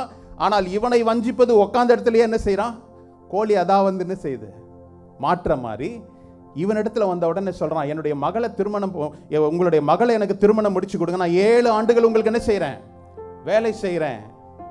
நடந்தது என்ன, 7 ஆண்டுகள் அவனுக்கு 7 நாள் மாதிரி தான் இருந்தது. காரணம் என்னது, அவன் ராகேலை ரொம்ப நேசிச்சானா. இல்ல, ராகேலை மிகவும் அதிகமாய் நேசித்ததுனால இந்த 7 ஆண்டுகள் அவனுக்கு 7 நாள் மாதிரி இருந்துதான். நமக்கு அப்படி இருக்கா இல்ல? ஆமா, கல்யாணம் என்கேஜ் பண்ண உடனே அந்த 4 மாசம் நமக்கு அப்படியே ஒரு யுகம் மாதிரி இருக்கும். இவ்வளவு நாளா ஏன் அப்படின்னு, கல்யாணம் ஆகி 1 மாசத்துக்குள்ள எப்படா தாங்க போறோம், இன்னும் ரொம்ப ரொம்ப நாள் ஆன மாதிரி இல்ல, 1 மாசமே தாங்க முடியல, வாழ்நாள் முழுசும் இல்ல. அதே மாதிரிதான் இவன் எப்படி 7 வருடம் அவனுக்கு 7 நாட்கள் மாதிரி தான், ரொம்ப குயிக்கா போச்சான். சரி, கல்யாண நாள் வந்துருச்சு, 7 வருடம் கடந்துருச்சு, எனக்கு கல்யாணம் பண்ணி கொடு அப்படின்னு கேட்கும்போது அன்னைக்கும் ஒரு விருந்து வைக்கிறாரு. அந்த நாட்களின்படி பெண்கள் என்ன செய்ய மாட்டாங்க, முகத்தை முக்காடிட்டு அவனுக்கு திருமணம். இவனுக்கு என்னது, அவன் வஞ்சிக்கிறவனாய் இருந்தபடியினால் லாபான் என்ன செய்யறான், முதல்ல சொல்லல, அவனுடைய மூத்த மகளாகிய லேயாலை கொடுத்துட்டான். இவரும் இருட்டுல ஒன்னும் தெரியல நம்ம ஆளுக்கு இல்ல.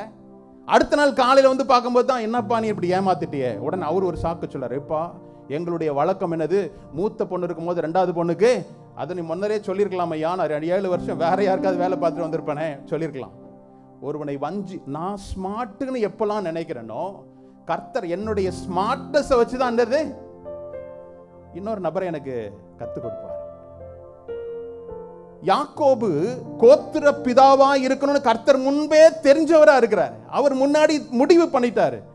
ஆனால் அந்த கோத்திர பிதாவாகுவதற்கு அவன் தகுதியுள்ளவனா இருக்கும்படியா அவனோட அம்மாவுடைய கரத்திலேயே அப்படியே அடங்கியிருந்தான். ஒன்றும் தெரியாது அவனுக்கு, அம்மா சொல்றதுக்கெல்லாம் தலையாட்டிட்டு இருப்பான். ஆனால் அவன் தனிமையாய் விடப்பட்ட அந்த சூழ்நிலையில் தான் கர்த்தர் அவனை உருவாக்குகிறார். என்னை கஷ்டப்படுவதற்கு, நான் கஷ்டப்பட்டுக்கிட்டே இருக்கணும்னு கர்த்தருடைய சித்தம் அல்ல. என்னை உருவாக்கும் படலத்தில் சில காரியங்களை கர்த்தர் என்ன செய்றார், அனுமதிக்கின்றார். அங்க போன உடனே நடக்குது. அவர் சொல்றார், ஏன் பையனை ஏமாத்திட்டேன், சரி என்ன செய்ய, இன்னொரு 7 வருஷத்துக்கு வேலை செய்ய, நான் இந்த 7 நாள் முடிந்ததுக்கு அப்புறமா நான் என்னுடைய 2வது மகளையும் உனக்கு கல்யாணம் பண்ணி கொடுக்குறேன். ரைட்டு, இன்னொரு 7 வருஷம். அப்போ எத்தனை வருஷம், 14 வருஷம். 14 இயர்ஸ். நமக்கு அந்த மாதிரி ஏசி ஹாலில் வேலை கிடையாது, ரூம், ஆஃபீஸ் ரூம் கிடையாது. எப்படி, வனாந்திரத்தில் ஆடுகளை பராமரிக்கின்ற வேலை. அப்ப முதலாவது அவனுடைய திருமணத்தில் அவனை வஞ்சித்தான். இல்ல, லைஃப்ல திருமணம் தான் நமக்கு ஒரு அடுத்த லைஃப்ல நம்மளுடைய வாழ்க்கையில காலம் முழுசும் நம்ம செய்யக்கூடிய காரியம். ஆனா அதுல அவன் என்ன செய்யறான், அவனை வஞ்சித்தான் என்று சொல்லி நம்ம பார்க்கிறோம்ல. ஹல்லேலூயா. 14 ஆண்டுகள் அவன் என்ன செய்தான், மனைவிக்காக வேலை செய்தான். கையில் ஏதாவது கிடைச்சதா, தேரிச்சா, ஒன்றும் கிடையாது. வேலை செஞ்சு, நான் சொல்றேன், லாபானுடைய ஆவி இப்படிதான் இருக்கும். நான் ஓடி ஓடி உழைக்கிற மாதிரி தான் இருக்கும், ஆனா என்ன சேர்த்து வச்சேன்னு ஒன்றும் இல்லை. அவன் 14 ஆண்டுகளாக தன் மனைவிகளுக்காக வேலை செய்தான். மனைவிகளையும் பிள்ளைகளையும் சம்பாதித்தானே தவிர பொருளை அவன் ஈட்டவில்லை. ஆனால் அவன் லாபானின் ஆடுகளை மேய்த்தது நிமித்தமாய் லாபானுக்கு ஒரு பெரிய செழிப்பை உண்டு பண்ணினான். இல்லையா, ஆமாவா? அவன் வேலை செய்வது நிமித்தமாய், இன்னைக்கு உங்களை பார்த்து சொல்றேன், நீங்க உங்களுடைய கம்பெனியில வேலை செய்யறதுனால கம்பெனிக்கு லாபம் இருக்குது, ஆனா எனக்கு ஒன்றும் தேர மாட்டேங்குது, எனக்கு ஒன்றும் இன்கிரிமெண்ட் கிடைக்கல, சம்பளமே எனக்கு சரியா கிடைக்கல. இப்படிப்பட்ட சூழ்நிலை நீங்க இருக்கிறீங்களா? நான் சொல்றேன், நீங்க இருக்கிற இடத்துல அமைதியா உங்களுக்கு கர்த்தர் என்ன காரியத்தை நியமித்து வைத்திருக்கிறாரோ அதில் நாம் உத்தமமா இருக்கும்போது கர்த்தர் பெருக்கத்தை செய்வதற்கு சில நாட்கள் போதும். 14 வருடமாய் அவன் தன்னுடைய மாமனாருடைய வஞ்சனைக்கு ஆளாய் என்ன செய்தான்? உழைத்தான். ஆனால் ஒண்ணுமே அவனால என்ன செய்ய முடியல, சேர்த்து கொள்ள முடியல. ஹல்லேலூயா. சில நேரம் அப்படிதான்.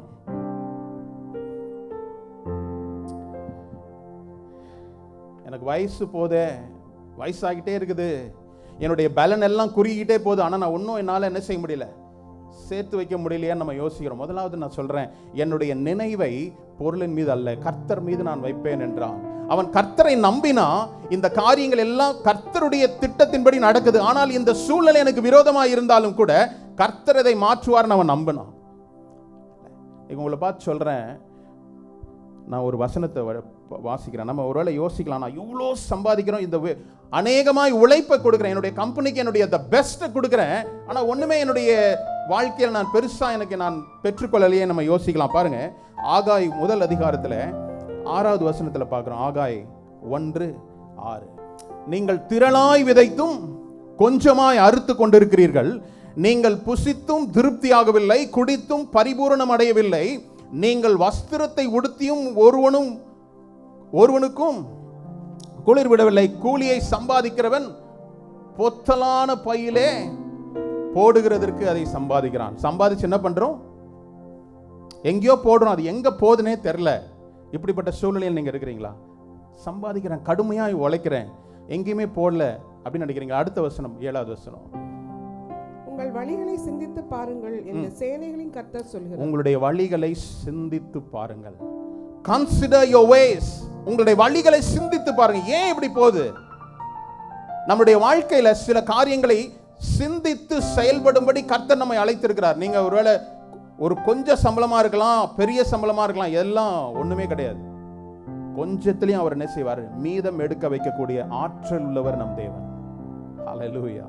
இந்த ஊருக்கு நான் வரும்போது ரொம்ப சொற்ப சம்பளம் தான். ஊர்லலாம் இந்தியாவில் கேட்டாங்க, எங்கடா போற, எவ்வளோ சம்பளம் சொன்னா யாரும் நம்பவே இல்லை, என்கிட்ட போய் சொல்றேன்னு சொன்னாங்க. அவ்வளோதான் கம்மி சம்பளம் தான்.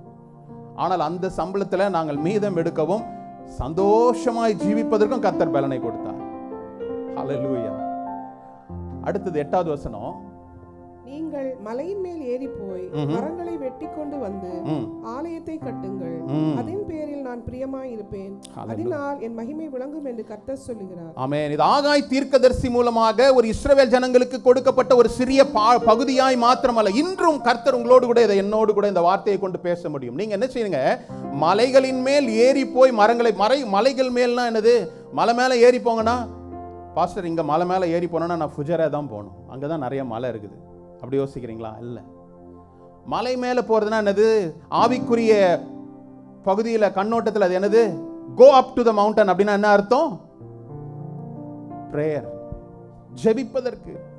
என்னுடைய வாழ்க்கை கிறிஸ்துவுக்குட்பட்டவதா இருக்கணும்னா என்னுடைய ஜெப வாழ்க்கை அவசியம். மலை மேல் ஏறுங்கள், பிசிக்கலான ஒரு மலை மேல. how is my prayer life? என்னுடைய ஜெப வாழ்க்கை எப்படி இருக்குது? ஹல்லேலூயா. மரங்களை வெட்டினா என்ன அர்த்தம்? what it signified? பலி செலுத்துவதற்கு மரங்கள் அவசியம் இல்ல. என்னுடைய life become a sacrifice unto God. கர்த்தருக்கு நேராய் நான் ஜீவ பலியா என்னை கர்த்தருக்கு அனுதினமும் ஒப்படைக்கணும்.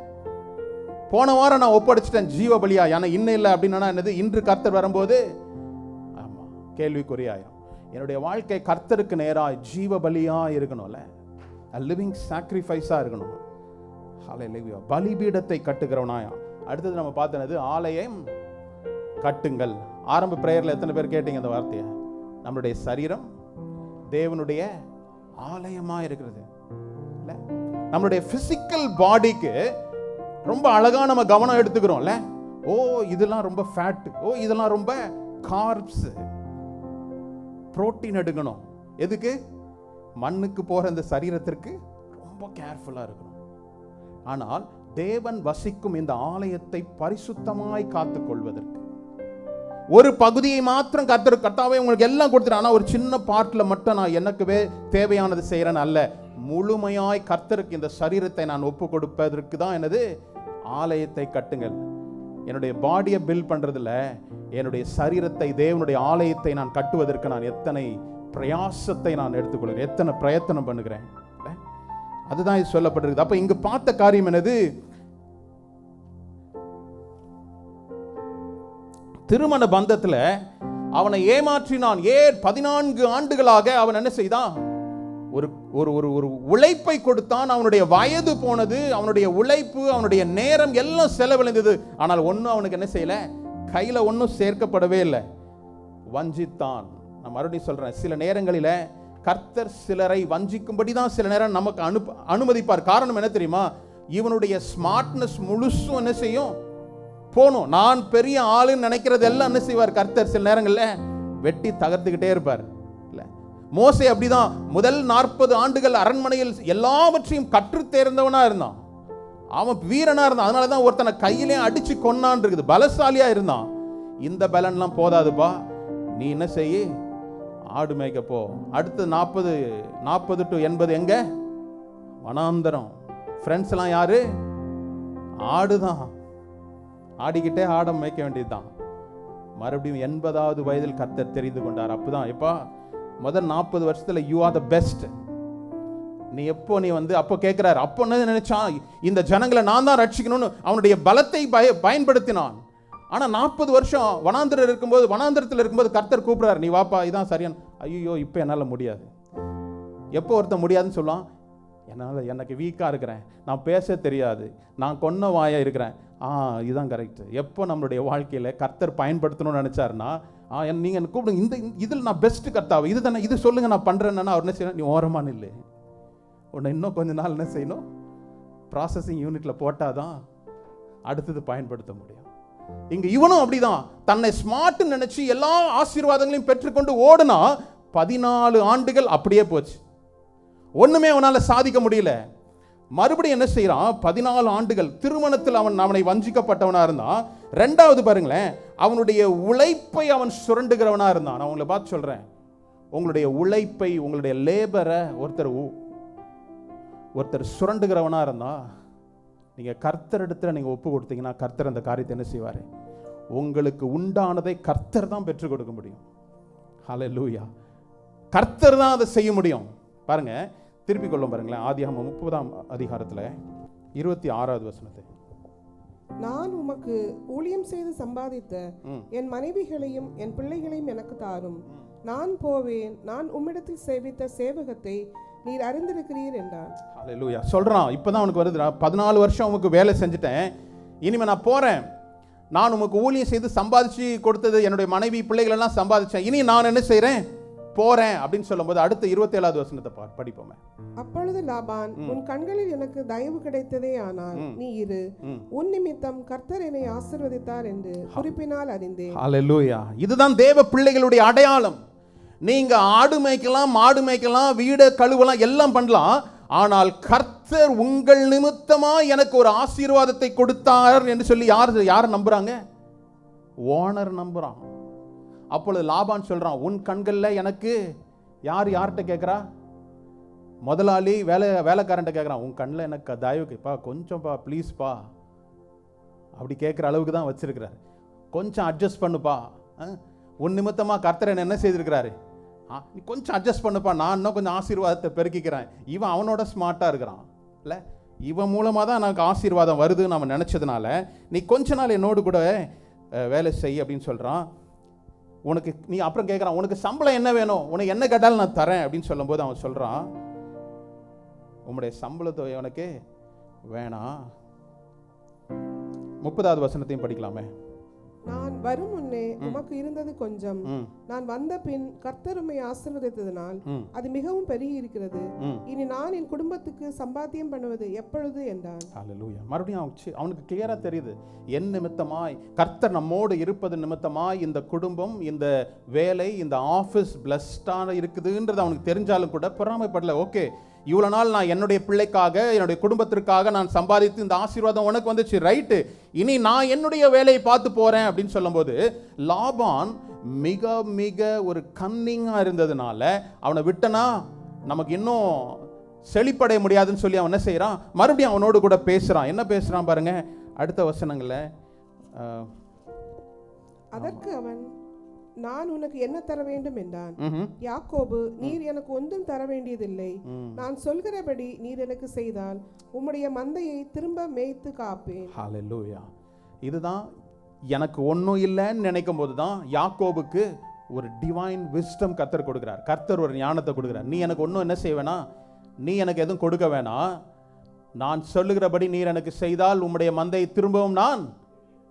இப்ப டீல் பேசுற அளவுக்கு வந்துட்டான் இல்ல. 14 வருஷத்துல அவன் லாபானுக்கு பயந்து தான் ஸ்மார்ட் நினைச்சிருந்தான். ஆனால் கர்த்தர் உடைச்சி கொண்டு போனாரு. இப்போ அவனுக்கு புரிஞ்சுச்சாகா, நம்மளை விட மாட்டான், நம்மோடு கூட கர்த்தர் இருப்பதை அவன் அறிந்திருக்கிறான் என்று சொல்லி என்ன சொல்றான், டீல் பேசுற அளவுக்கு வந்திருக்கிறான். கர்த்தர் உங்களை அந்த லெவலுக்கு உருவாக்குவார். உங்களோட சம்பளத்தை கம்பெனி தீர்மானிக்காது, நீங்க தான் தீர்மானிக்க போறீங்க. உங்களோட ஆமேனை பார்த்தா எனக்கே பயமா இருக்கு. ஐயோ ஆமேன் சொல்றது ஏதோ சொல்லிட்டாங்க இல்ல. உங்களோட சம்பளத்தை நீங்க தான் தீர்மானிக்க போறீங்கன்னு சொன்னேன். ஆமா, நீங்க தான் தீர்மானிக்க போறீங்க. அதுதான் வேதம் சொல்லுது. இவனை வந்து கேட்கிறாரு, என்னப்பா உனக்கு என்ன என்ன சம்பளம் வேணும், நான் தரேன் சொல்லு அப்படின்னா. நீ ஒன்றும் தர வேணாம், நான் சொல்றபடி நீ செய். இல்லை, கர்த்தருடைய எலிவேஷன் பாருங்களேன். ஓடி ஒளிஞ்சு அவனுடைய தஞ்சமானா, நீ இதை செய்யின்று சொல்ற வேலையெல்லாம் செய்தான். ஆனால் டீல் பேசுற அளவுக்கு கர்த்தர் உயர்த்திருக்கிறார். நீங்க ஒருவேளை ஏன் எனக்கு இந்த பிரச்சனைகள் பாடுகள் நீங்க நினைக்கலாம். ஆனால் இந்த டியூரிங் தட் 14 இயர்ஸ் அவன் என்ன செய்யறார், கர்த்தர் உருவாக்கி கொண்டு வரார், பக்குவப்படுத்தி கொண்டு வரார், மேலே கொண்டு வரார். ஒரு டைம்ல இவன் இல்லைன்னா எனக்கு பிசினஸே இழுத்து மூட வேண்டிய நிலைமையில வந்துரும்ன்ற நினைக்கிற அளவுக்கு கர்த்தர் உங்களை என்ன செய்வாரு, அதுக்கும் வாய் திறக்க மாட்டேன், உங்களை அந்த ஸ்தானத்தில் வைப்பாருன்ற. நான் இந்த மனுஷன் இருப்பதனால எனக்கு என்னுடைய வேலையெல்லாம் சுலபமா நடக்குதுன்ற அளவுக்கு கர்த்தர் உங்களை வைப்பாரு.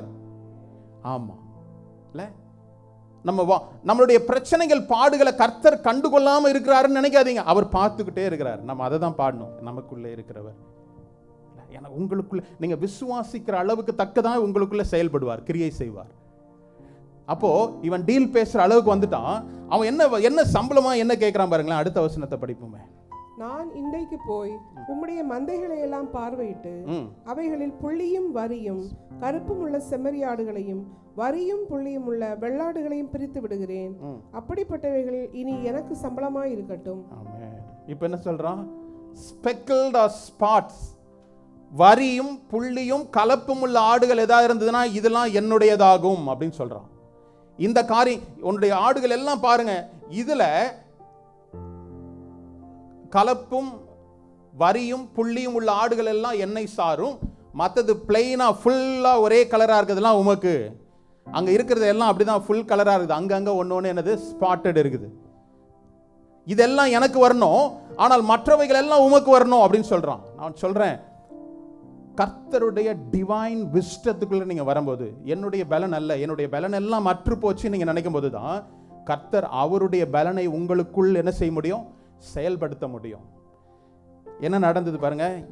இந்த டீலுக்கு அவனுக்கு என்ன செய்தான், ஓகே நீ சொல்றதெல்லாம் 14 அவன் படிக்கிற அடுத்தது சொல்றாரு, நீ சொல்றதெல்லாம் நான் ஒத்துக்கிறேன், நல்லா தான் இருக்குது அப்படி.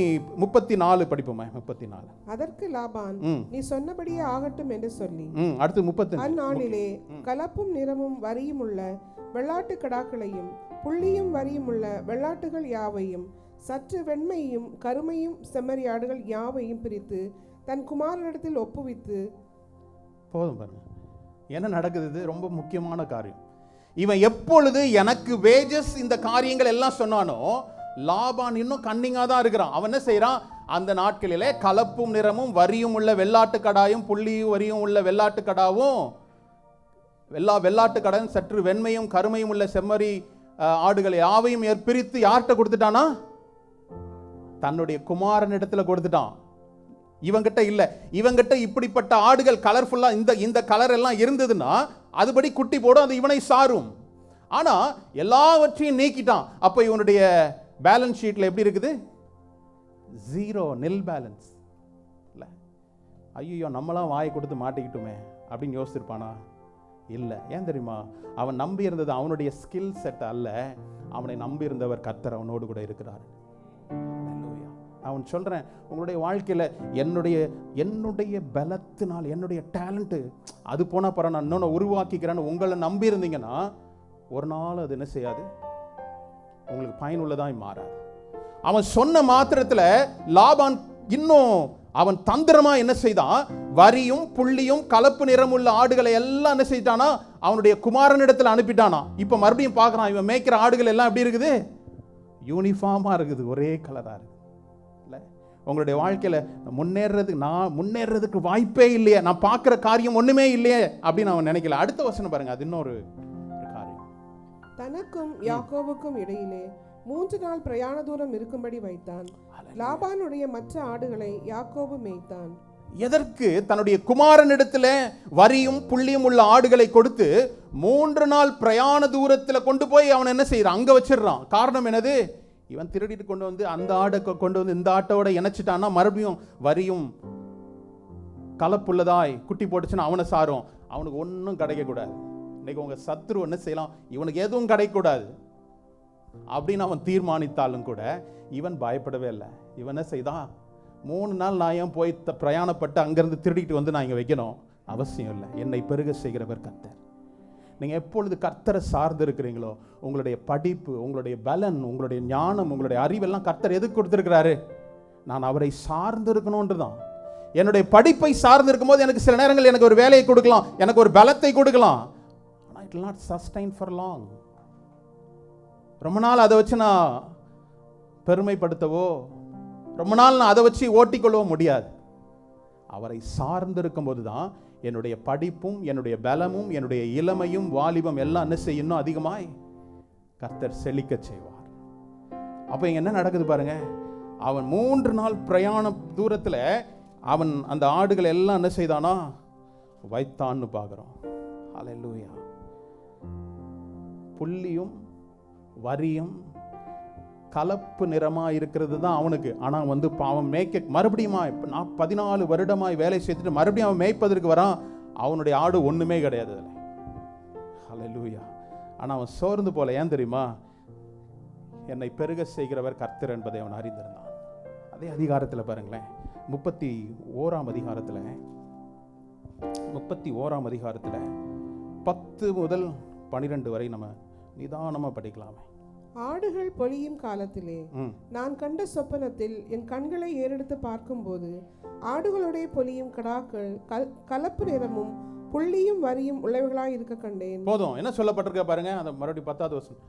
ஆடுகள் பொழியும் காலத்திலே நான் கண்ட சொப்பனத்தில் என் கண்கள் ஏறெடுத்து பார்க்கும்போது, அந்த இடத்துல கலப்பும் புள்ளியும் வரியும் உள்ள ஆடுகள் இல்லை. ஆனால் இவன் சொப்பனத்தில் கர்த்தர் அவனுக்கு என்ன செய்யறாரு, காரியங்களை வெளிப்படுத்துகிறார். எப்படியா? அந்த இடத்துல பார்க்கிற காரியம், அவன் பார்க்கும்போது ஆடுகளோடு கலப்பும் நிறமும் புள்ளியும் வரியும் உள்ளவைகளை கண்டேன் என்று சொல்றார். நான் சொல்றேன், கர்த்தர் உங்களை ஆசீர்வதிக்கணும்னா அவருக்கு மில்லியன்ஸ் அவர் ஆயிரக்கணக்கான வழிகள் உண்டு உங்களை ஆசீர்வதிப்பதற்கு. நம்ம நினைப்போம், கர்த்தாவே இதை இப்படி பண்ணாதான் இது இப்படி நம்ம ஹியூமன் கால்குலேஷன் நம்ம யோசிப்போம். அவர் என்ன செய்யறாரு, உங்களை ஆசீர்வதிப்பது, என்னை ஆசீர்வதிப்பதற்கு 1000 வழிகள் உண்டு. லாபான் இந்த வரியும் புள்ளியும் உள்ள ஆடுகள் எல்லாம் ஓரமா 3 நாள் பிரயாண தூரத்தில் கொண்டு போய் வச்சுட்டான். ஆனா கர்த்தர் ஒரு டிவைன் ப்ராஸ்பரிட்டி அவர் என்ன செய்யறாரு, கட்டளையிடுறார். ஹல்லேலூயா. அடுத்த வசனம். அப்பொழுது அவர், உன் கண்களை ஏறெடுத்து பார், ஆடுகளுடைய பொலியும் கடாக்களை எல்லாம் கலப்பும் நிறமும் புள்ளியும் வரியும் உள்ளவர்களா இருக்கிறது. லாபான் உனக்கு செய்கிறது யாவையும் கண்டு. லாபான் உனக்கு செய்கிற யாவையும் யார் பார்க்கிறது? யார் சொல்றா சொப்பனத்துல? கர்த்தர் சொல்றாரு. அப்பொழுது அவர், உன் கண்களை ஏறெடுத்து பார், ஆடுகளோடு உனக்கு செய்கிற லாபான் உனக்கு செய்கிற யாவையும். லாபான் உன்னை எப்படிலாம் நெருக்கடி கொடுக்கிறானோ, இந்த நெருக்கடி கொடுக்கறதெல்லாம் நான் பார்த்துக்கிட்டு தான் இருக்கிறேன். அதை எப்படி செய்யணுன்றதை நான் உன் வாழ்க்கையில் என்ன செய்வேன், செயல்படுத்துவேன். இந்த சொப்பனத்தின் வெளிப்பாடு நிமித்தமாய் தான் நீங்க 30ஆம் அதிகாரத்தில் பார்க்குறோம். அவன் சில கட்டைகளை போடுறான், அதை செய்யறான், இதை செய்யறான். இதனால மேஜிக் கிடையாது. அவன் அந்த இடத்துல கட்டையை போடுறதுனால, அது பார்க்கறதுனால அந்த ஆட்டுக்கு எந்தவித ஒரு மேஜிக்கும் நடக்கல. இவன் தன் சொப்பனத்தில் கர்த்தர் அவனுக்கு வெளிப்பட்ட காரியத்தை நம்பினபடியினால் வந்து பார்க்கிறான். ஆடுகளே ஒன்றும் ஸ்பாட் இல்லை, ஒன்றுமே ஸ்பெக்கிள்ஸ் இல்லை, ஒன்றும் வரிகள் இல்லை. ஆனால் அதற்குள் அவன் தேவனுடைய திட்டத்தை உணர்ந்தபடியினால் அதை மேய்க்கிறவனாக இருக்கிறான். கர்த்தர் சொல்றாரு, இதுதான் உன்னுடைய பிளான், இதை தான் நீ செய்யணும் அப்படின்னு சொல்லி அவன் என்ன செய்கிறான். உண்மையாய் அவன் செய்ததுனால கர்த்தர் லாபான் செய்வதை எல்லாம் கர்த்தர் பார்த்து கொண்டிருக்கிறார் அப்படின்னு சொல்லி பார்க்கணும். அப்புறம் நாட்கள் நகர்ந்து போகுது. யாக்கோபினுடைய மந்தையில அநேக வரிகளும் கலப்பு நிறம் வரியும் உள்ள எல்லா ஆடுகளும் நிறைய பெருக்கத்தை கர்த்தர் உண்டு பண்ணுகிறாரு. இதன் நிமித்தமாய் மறுபடியும் லாபானுக்கு என்ன செய்தது? அவனுக்கு பொறாமை வந்தது. பாருங்க, அந்த 30ஆம் அதிகாரத்துல கடைசி வசனத்தை பார்க்கலாமே. இவ்விதமாய் அந்த புருஷன் மிகவும் விருத்தி அடைந்து திரளான ஆடுகளும் வேலைக்காரிகளும் வேலைக்காரரும் ஒட்டகங்களும் கழுதைகளும் உடையவனானான். ஹல்லேலூயா. எத்தனை ஆண்டுகள் அவன் வேலை செய்தான் லாபானுக்கு? 14 ஆண்டுகள் வேலை செய்தான். இப்பொழுது ஆடை மேய்ப்பதற்கு இல்ல இந்த புதிய டீலுக்குள்ள வருவதற்கு அவனுக்கு எத்தனாவது வருஷம்? 6வது வருடம். 6 வருஷத்துக்குள்ள இந்த 14 ஆண்டுகளாய் அவன் பட்ட பாடுகளின் பலனை கர்த்தர் குறுகிய காலத்தில் என்ன செய்தாரு? கட்டளையிட்டார். அதான் நான் சொல்றேன், உங்களுடைய பாடுகளின் நாட்களை நீங்க சோர்ந்து போறதுக்கு அல்ல, கர்த்தர் உங்களை உருவாக்குறார். அவருடைய திட்டத்தை நிறைவேற்றும்படி உங்களுடைய வாழ்க்கையில் என்ன செய்யறார்? அவரை உங்களை உருவாக்கிக்கிட்டு இருக்கார். உங்களோட பிரச்சனைகள் பிசிக்கலாக நம்ம ஃபேஸ் பண்ணும்போது கஷ்டமாக தான் இருக்கும். ஆனால் என்னுடைய கஷ்ட காலத்தில் மாத்திரமல்ல, என்னை எந்த காலத்திலும் நான் கர்த்தரை முன்வைத்து நான் வாழக்கூடியவனாக இருந்தா, என்னுடைய வாழ்க்கை கர்த்தருடைய கரங்களில் இருக்கிறது நான் நம்பினேன்னா, 14 ஆண்டுகளாய் அவன் என்னத்தை ஒன்றுமே சம்பாதிக்கலாம், ஆனால் கடுமையாய் வேலை செய்தான். நீங்கள் இந்த வீட்டில் போய் இதை படித்து பார்த்தீங்கன்னா, அநேக மிருகங்களிடத்திலிருந்து அந்த ஆடுகள் எல்லாம் காத்தான். அதோட நஷ்டத்தை அவன் தான் எடுத்துக்கிட்டான். அவன் ஒரு நாளும் நான் இது கணக்கு காட்டல, நான் தான் எல்லாத்தையும் உண்மையாய் வேலை செய்தேன். ஆனால் 14 ஆண்டுகளாக பட்ட கஷ்டத்தை 6 வருடத்துல அவன் செல்வ சீமானானான். அப்படிதான் பாருங்களேன், திரளான ஆடுகள். அந்த புருஷன் மிகவும் விருத்தி அடைந்தான். திரளான ஆடுகள், வேலைக்காரர்களையும் ஒட்டகங்களையும் கழுதைகளையும். எங்க இருந்து வந்தது திடீர்னு? நான் சொல்றேன், கர்த்தர் மெஜிஷியன் கிடையாது. காலையில் எந்திரிச்ச உடனே அவங்க வீட்டுக்கு முன்னாடி ஒரு BMW இருக்கணும்னு அப்படி கிடையாது. அவர் காரியங்களை உங்களை வைத்து தான் செய்கிறார். அப்போ அடுத்த அதிகாரத்தில் முதல் வசனத்தை படிப்போமே, 31:1. பின்பு லாபானுடைய குமாரர், எங்கள் தகப்பனுக்கு உண்டானவைகள் யாவையும் யாக்கோபு எடுத்துக்கொண்டான் என்றும் எங்கள் தகப்பனுடைய பொருளினாலே இந்த செல்வத்தை எல்லாம் அடைந்தான் என்றும் சொன்ன வார்த்தைகளை யாக்கோபு கேட்டான். ஹல்லேலூயா. அவங்க தகப்பன்ட்டு என்ன சொல்றாங்க? லாபானுடைய பிள்ளைகள் எல்லாம் எங்க அப்பா கிட்ட இருந்து என்ன செய்யிட்டான்? திருடிக்கிட்டான், எல்லாத்தையும் தேவையானதெல்லாம் எடுத்துக்கிட்டான் அப்படின்னு சொல்றான். யாக்கோபு இந்த வார்த்தைகள் எல்லாம் கேட்குறான். என்னடா இது, நம்ம உண்மையாக நம்ம ஒரு டீல் போட்டு அதில் தான் நம்ம ஒர்க் பண்ணணும், அது நிமித்தமாய் வரதை கூட என்ன செய்கிறாங்க? வஞ்சிக்கிறார்கள். அவன் சொல்கிறேன், ஒரு சில காலகட்டத்திற்கு கர்த்தர் உங்களுக்கு சில காரியங்களை அனுமதிக்கிறார். காரணம், கர்த்தர் உங்களை உருவாக்குறார். அவருடைய பார்வையில் நீங்கள் உருவாக்கப்பட்ட பாத்திரமாய் மாறிட்டீங்கன்னு வச்சுக்கோங்களேன், அதுக்கப்புறம் உங்கள் மேலே சத்துருவானவன் கை போடுது அவர் என்ன செய்யலை? அனுமதிக்க மாட்டார். The vessel which is fit for master's use அப்படின்னு அவர் பார்த்துட்டாரு. அப்படின்னா இந்த பாத்திரம் எனக்கு பயனுள்ளதா மாறுதுன்னா கர்த்தர் உங்களை உபயோகிக்க தான் அடுத்த ஸ்டெப் யோசிப்பார். 2வது வசனத்தையும் படிக்கலாமே. லாபானின் முகத்தை யாக்கோபு பார்த்தபோது அது நேற்று முந்தைய நாள் இருந்தது போல் இராமல் வேறுபட்டிருக்கதை கண்டார். லாபானுடைய முகமே மாறிச்சு. His countenance changed. சில பேர் அவங்களுடைய முகம், நீங்க ஏதாவது ஒன்று சொல்லும்போது அவங்க முகம் மாறினாலே உங்களுக்கு புரியும், ஆஹா இவங்களுக்கு இது பிடிக்கல, இல்லை இவங்களுக்கு இது பிடிச்சிருக்கு. நம்ம புரிஞ்சுக்குமா இல்லையால சில வார்த்தைகள் பேசும்போது. அப்போ லாபான் அவனுடைய பிள்ளைகள் எல்லாம் சொல்றாங்க, நம்மளுடைய காரியத்து நிமித்தமா இவன் ஆசீர்வதிக்கப்படுறான், பெரிய மகா செல்வனானா, இப்படியானா அப்படியானான்னு சொல்லும் போது லாபானுடைய முகத்தை பார்க்கும்போது அவன் முந்தின நாள் இருந்தது போல இல்லை, இவன் முகம் வேறுபட்டு இருந்ததுன்னு சொல்லி அவன் பார்க்கிறான். ஆஹா. அடுத்த வசனம், கர்த்தர் யாக்கோபை நோக்கி, உன் பிதாக்களுடைய தேசத்திற்கும் உன் இனத்தாரிடத்திற்கும் நீ திரும்பி போ, நான் உன்னோட கூட இருப்பேன் என்றார். இப்ப புரியுதா? இதுவரையும் அவன் தேவனோடு கூட அவன் ஆராதித்தான், அவன் ஜெபித்தான், ஒரு இடத்துல இல்லை. ஆனால் அவனுக்கு கர்த்தர் வெளிப்படுத்துகிறார், லாபானுடைய முகம் வேறுபட்டு இருக்குது, இனி நீ இந்த இடத்துல என்ன செய்யக்கூடாது, இருக்கிறதுக்கு உனக்கு your time has come, இந்த இடத்த விட்டு நீ போகணும் அப்படின்னு தீர்மானிக்கிறார். அப்போ கர்த்தர் என்ன செய்யறார்? யாக்கோபை நோக்கி, உன் பிதாக்களுடைய தேசத்திற்கு உன் இனத்திடத்திற்கும் நீ திரும்பி போ, நான் உன்னோடு கூட இருக்கிறேன். ஹல்லேலூயா. நீ திரும்பி போ, அப்பதான் நான் உன்னோடு கூட இருக்கிறேன், நான் உன்னோடு கூட இருப்பேன் அப்படின்னு சொல்றார். உடனே இது சொல்றான். உடனே அவன் என்ன செய்யறான்? முதலாவது தன்னுடைய மனைவிகள் எல்லாத்தையும் கூப்பிட்டு என்ன சொல்கிறான், கர்த்தர் எனக்கு இப்படி சொல்கிறாருப்பா. இல்லை, மனைவிகளோடு டிஸ்கஸ் பண்ணுறோமா நம்ம சில காரியங்கள்? கணவர்கள் நம்ம தான் தலை, நீனது வாலு அப்படின்னு நினச்சோன்னா சரியாகாது. இல்லை, ரெண்டு பேரும் சேர்ந்து தான் நம்ம குடும்பத்தை கட்டுறோம். அவர் என்ன சொல்கிறாரு, அதுக்கு அப்புறமா உள்ள வசனங்கள் நீங்கள் படித்து பார்த்தீங்கன்னா, அவன் என்ன செய்கிறான், அவனுடைய ராகேலையும் லேயாலையும் வெளியே கொண்டு வந்து என்ன செய்கிறானா, எப்பா இந்த மாதிரி நடக்குது, உங்கள் அப்பாவோட முகம் சரியில்லை, அவர் பார்க்குறதே சரி கிடையாது, நம்ம வேறு நிறையா காரு இதை வாங்கி வச்சுருக்கோம், ஒட்டகம் கிட்டங்க எல்லாம் வாங்கி வச்சுருக்கோம், அவர் இதுக்கும் பங்கு போட வந்துடுவார், நம்ம அந்த இடத்த விட்டு போயிடலாம். யார்கிட்ட கேட்குறாரு? தன்னுடைய லேயால் இடத்துலையும். அடுத்த வருஷத்தில் பார்க்கும்போது அது சொல்லப்படுது, லேயால் இடத்துலையும் ராகேல் இடத்துலையும் சொல்கிறான், இது மாதிரிலாம் நடக்குது, நம்ம போயிடலாம். உடனே அவங்களும் சொல்கிறான், ஆமாப்பா நீ சொல்கிறது ரைட்டு தான், 14 வருஷம் நீ வேலை பார்த்த, எங்களை தான் கொடுத்தாரு தவிர எங்களுக்கு உண்டானது ஒன்றும் கொடுக்கல, இந்த இடத்த காலி பண்ணிடலாம். அவங்களும் க்ரீன் சிக்னல் காட்டின உடனே என்ன சொல்லிட்டாரு இவர், நம்ம போயிடலாம் அப்படின்னு நினச்சி என்ன சொல்கிறாரு, போகிறதுக்குரிய வேலையை பார்க்குறாரு.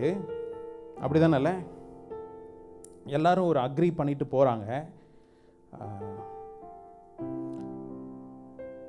20வது வசனத்தையும் படிக்கலாம், 31-20. யாக்கோபு தான் ஓடி போகிறதை சீரியனாகிய லாபானுக்கு அறிவியாமல் திருட்டளவாய் போய்விட்டான். திருட்டளவாய் போய்விட்டான் அப்படின்னு என்னது இவர் என்ன எதிர்பார்த்தாரு, நம்ம கிட்ட சொல்லிட்டு அவன் போவான். ஏன்னா லாபானுடைய குணாதிசய கேரக்டர் ஸ்டடி நீங்கள் பார்த்தீங்கன்னா, லாபான் ஒரு ரூடு கேரக்டராக இருக்கிறான். லாபான் அந்த இடத்துல அவர் தான் யாரு, பஞ்சாயத்து தலைவர் மாதிரி, அவருடைய ட்ரைபுக்கு அவர் தான் ஒரு தலைவராக இருக்கிறார்.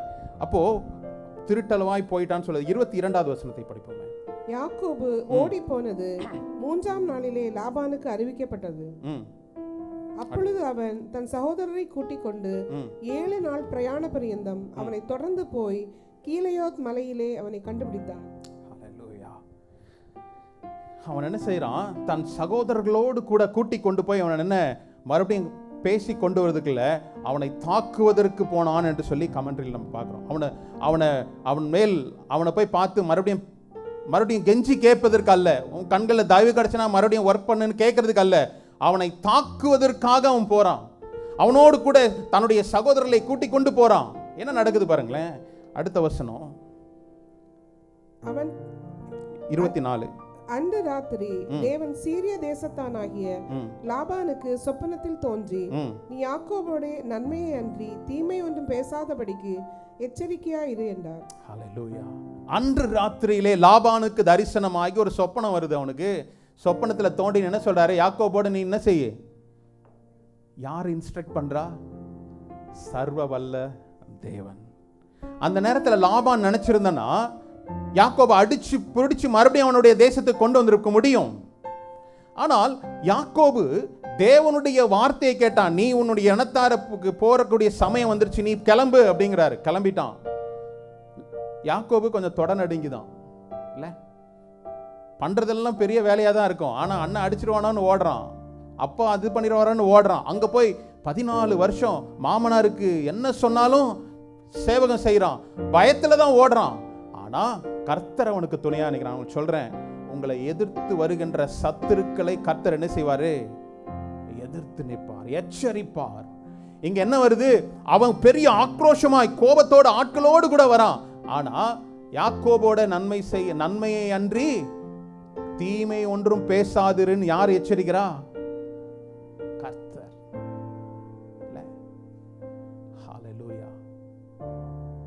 நான் சொல்றேன், உங்களுடைய வாழ்க்கையில இவ்வளோ நாள் நான் பட்ட பாடுக்கு ஒன்றும் பிரயாசம் ஒரு பிரயாசமே இல்லைன்னு நீங்கள் நினைக்காதீங்க. அவருடைய திட்டத்திற்குள்ள நம்ம செயல்படும் போது நீங்கள் பட்ட இத்தனை ஆண்டு பிரயாசத்திற்கு ஷார்ட் பீரியட்ல கர்த்தர் அதற்கு பலன் அளிக்கிற வல்லவராக இருக்கிறார். அதை பிடுங்கும்படி சத்ருவானவன் பின்தொடரணும்னு நினைச்சா கூட அவர் என்ன செய்யறாரு, நீ அவனிடத்தில் நன்மையை அன்றி தீமையான காரியத்தை என்ன செய்யக்கூடாது, பேசக்கூடாது. இதுதான் உனக்கு நான் சொல்றேன், எச்சரிக்கிறேன். அதுக்கப்புறமா என்ன செய்யறான், அவனை பின்தொடர்கிறான். நீ ஏன் இப்படிலாம் பண்ண, என்னுடைய தெய்வத்தை நீ தொடர்ந்து வந்துட்ட, எடுத்துட்டு வந்துட்டேன்னு சொல்றான். ஹல்லேலூயா. அவன் என்ன நடக்குது, மறுபடியும் 29வது வசனத்தையும் படிப்போமே. உங்களுக்கு பொல்லாப்பு செய்ய எனக்கு வல்லமை உண்டு, ஆகிலும் உங்கள் தகப்பனுடைய தேவன் நீ யாக்கோபுடைய நன்மையை அன்றி தீமை ஒன்று பேசாதபடிக்கு எச்சரிக்கையா என்று நேற்று ராத்திரி என்னோட சொன்னார். முதல் பகுதியில் என்ன சொல்ற பாருங்க, உங்களுக்கு பொல்லாப்பு செய்ய எனக்கு. அப்ப அவனுக்கு பவர் இருந்தது இல்ல, அவனால முடியும். ஆனால் கர்த்தர் அதை தடுக்கிறார். நான் ஒன்று சொல்றேன், உங்களுடைய எஜமானர்கள், உங்களுடைய மேனேஜர்ஸ், உங்களுக்கு மேல உள்ள அதிகாரிகள் உங்களுக்கு தீமை செய்ய பலன் இருக்குது, ஆனா கர்த்தர் அனுமதிக்க மாட்டார். ஹல்லேலூயா. உங்களுக்கு பிரச்சனை செய்கிற கூட்டம் உங்களோட பலசாலிகளா இருக்கலாம், ஆனா கர்த்தர் எச்சரித்து என்ன செய்வாரு, நீ நன்மையானது தவிர வேற எதுவும் நினைச்சுக்கிற மூச்சு காட்டக்கூடாது. இதுதான் கிறிஸ்தவர்களுக்கு ஆயுதமா இருக்கு. நம்ம இதை புரிஞ்சு கொண்டதில்லை. நம்ம என்ன நினைக்கிறோம், we deal with the physical realm. கண்ணுல பார்க்கறது தான் நம்ம நம்புறோம். ஆனால் எனக்கு திரைமறைவாய் கர்த்தர் படுகின்ற பிரயாசங்களை நாம் என்ன செய்யறோம், மறந்து போகிறோம். கர்த்தர் என்னோடு கூட இடைப்படுகிற தேவனா இருந்தா அவர் எனக்கு போதுமானவரா என்னை என்ன செய்வாரு, வெளிப்படுத்துவார். சீக்கிரமா முடிப்போம். அடுத்தது பாருங்களேன், அவர் எச்சரிக்கிறார். இங்க சொல்லப்பட்ட காரியம் பாருங்களேன், உங்களுக்கு பொல்லாப்பு செய்ய எனக்கு வல்லமை உண்டு ஆகிலும் அப்படின்னா என்ன அர்த்தம், எனக்கு எல்லாம் முடியும் ஆனா அப்படின்னு அர்த்தம் இல்ல. ஒருத்தர் போய் ஹெல்ப் கேட்கறேன்னா, ஐயோ எனக்கு ஒரு பண தேவை இருக்குது, ஆமா என்னால கொடுக்க முடியும், ஆனா நீங்க நேத்தே சொல்லிருக்கலாம் அப்படின்னு இருப்பாங்க.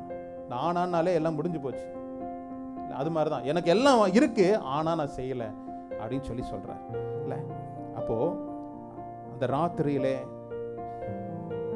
அவனுடைய இன்னும் நிறைய நேரம் கம்மியா இருக்கனால சீக்கிரமா டக்குன்னு முடிக்கிறேன்.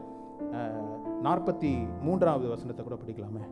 அப்பொழுது லாபான் யாக்கோபுக்கு பிரதியுத்தரமாக, இந்த குமாரத்திகள் என் குமாரத்திகள், இந்த பிள்ளைகள் என் பிள்ளைகள், இந்த மந்தை என் மந்தை, நீ காண்கிற யாவும் என்னுடையவைகள், என் குமாரத்திகளாகிய இவர்களையும் இவர்கள் பெற்ற பிள்ளைகளையும் இன்று நான் என்ன செய்யக்கூடும். அவனுக்கு மனசுல எப்படி இருக்கு பாருங்க. போல இவன் எடுத்துட்டு போறதெல்லாம் என்னதான் அவன் சொல்றான் பாருங்களேன். உன்னோட இந்த குமார்த்திகள் எல்லாம் என் குமார்த்திகள், இந்த பிள்ளைகள் எல்லாம் எந்த, அதெல்லாம் கூட ஓகே, பிள்ளைங்க எல்லாம் சொல்றான். இந்த மந்தை என்னது, ஏடா நான் சம்பாதிச்ச, நம்ம சொல்லி தானடா ஒரு அக்ரிமெண்ட் வந்து. அப்பயும் அவனுக்கு என்ன, அவன் விடுறதுக்கு மனசே இல்லை. ஆனா கர்த்தரோ அவனுக்கு எதிர்த்து நின்றபடியினால் ஒன்றும் செய்ய முடியல. உன்னை மேற்கொள்றது எனக்கு பலன் இருக்குது, ஆனா என்னால முடியல. இங்க சொல்ற வார்த்தை தான் அவனுடைய கேரக்டருடைய ரிஃப்ளெக்ஷன் தெரியுது பாருங்க. இந்த குமார்த்திகள் என்னுடைய குமார்த்திகள், இந்த பிள்ளைகள் என் பிள்ளைகள், இந்த மந்தை என் மந்தை அப்படின்றான். ஆனா அவனால ஒன்றும் பண்ண முடியல. நான் சொல்றேன், கர்த்தருக்கு அடுத்த காரியங்களில் உங்களுடைய செயல்கள் சிந்தைகள் இருக்குமானால் உங்களை எதிர்த்து வருகிறவன் ஒன்றும் உங்களை என்ன செய்ய முடியாது, செயல்படுத்த முடியாது. ஹல்லேலூயா, ஹல்லேலூயா. ஒரே ஒரு வசனத்தை மாத்திரம் வாசித்து முடிப்போம். ஏசாயா 10:27. ஏசாயா 10:27 குயிக்கா வாசிப்போம். அந்நாளில் உன் தோளினின்று அவன் சுமையும் உன் கழுத்தினின்று அவன் நுகமும் நீக்கப்படும். அபிஷேகத்தின் நுகம் முறிந்து போகும். அபிஷேகத்தின் நுகங்கள் முறிந்து போகும். கர்த்தருடைய அபிஷேகம் என் மேல இருந்ததுன்னா சத்ரு என் மேல என்ன செய்ய முடியாது, ஆதிக்கம் செலுத்தவே முடியாது.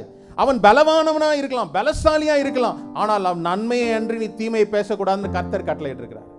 அவன் பெரிய ஆளா இருக்கலாம், ஆனா நமக்கு ஒன்றும் செய்ய முடியாது. ஆனால் இங்க சொல்லப்பட்ட அபிஷேகம் என்ன செய்யுமா, உன் தோளில் இருக்கின்ற அவன் சுமையும் உன் கழுத்தில் இருக்கின்ற அவன் நுகமும் நீக்கப்படும். யோக் என்ன செய்து, சுயமாய் நான் சிந்தித்து என்னுடைய விருப்பத்தின்படி செய்வதற்கு என்னால முடியல, யாரோ என்னை கண்ட்ரோல் பண்றாங்க, யாரோ என்னை ஆதிக்கம் செலுத்துறாங்க. இந்த காரியங்கள் எல்லாம் அபிஷேகம் நுகங்களை முறிக்கும். The reason of the anointing, yoke has been destroyed. நுகங்கள் முறியும்.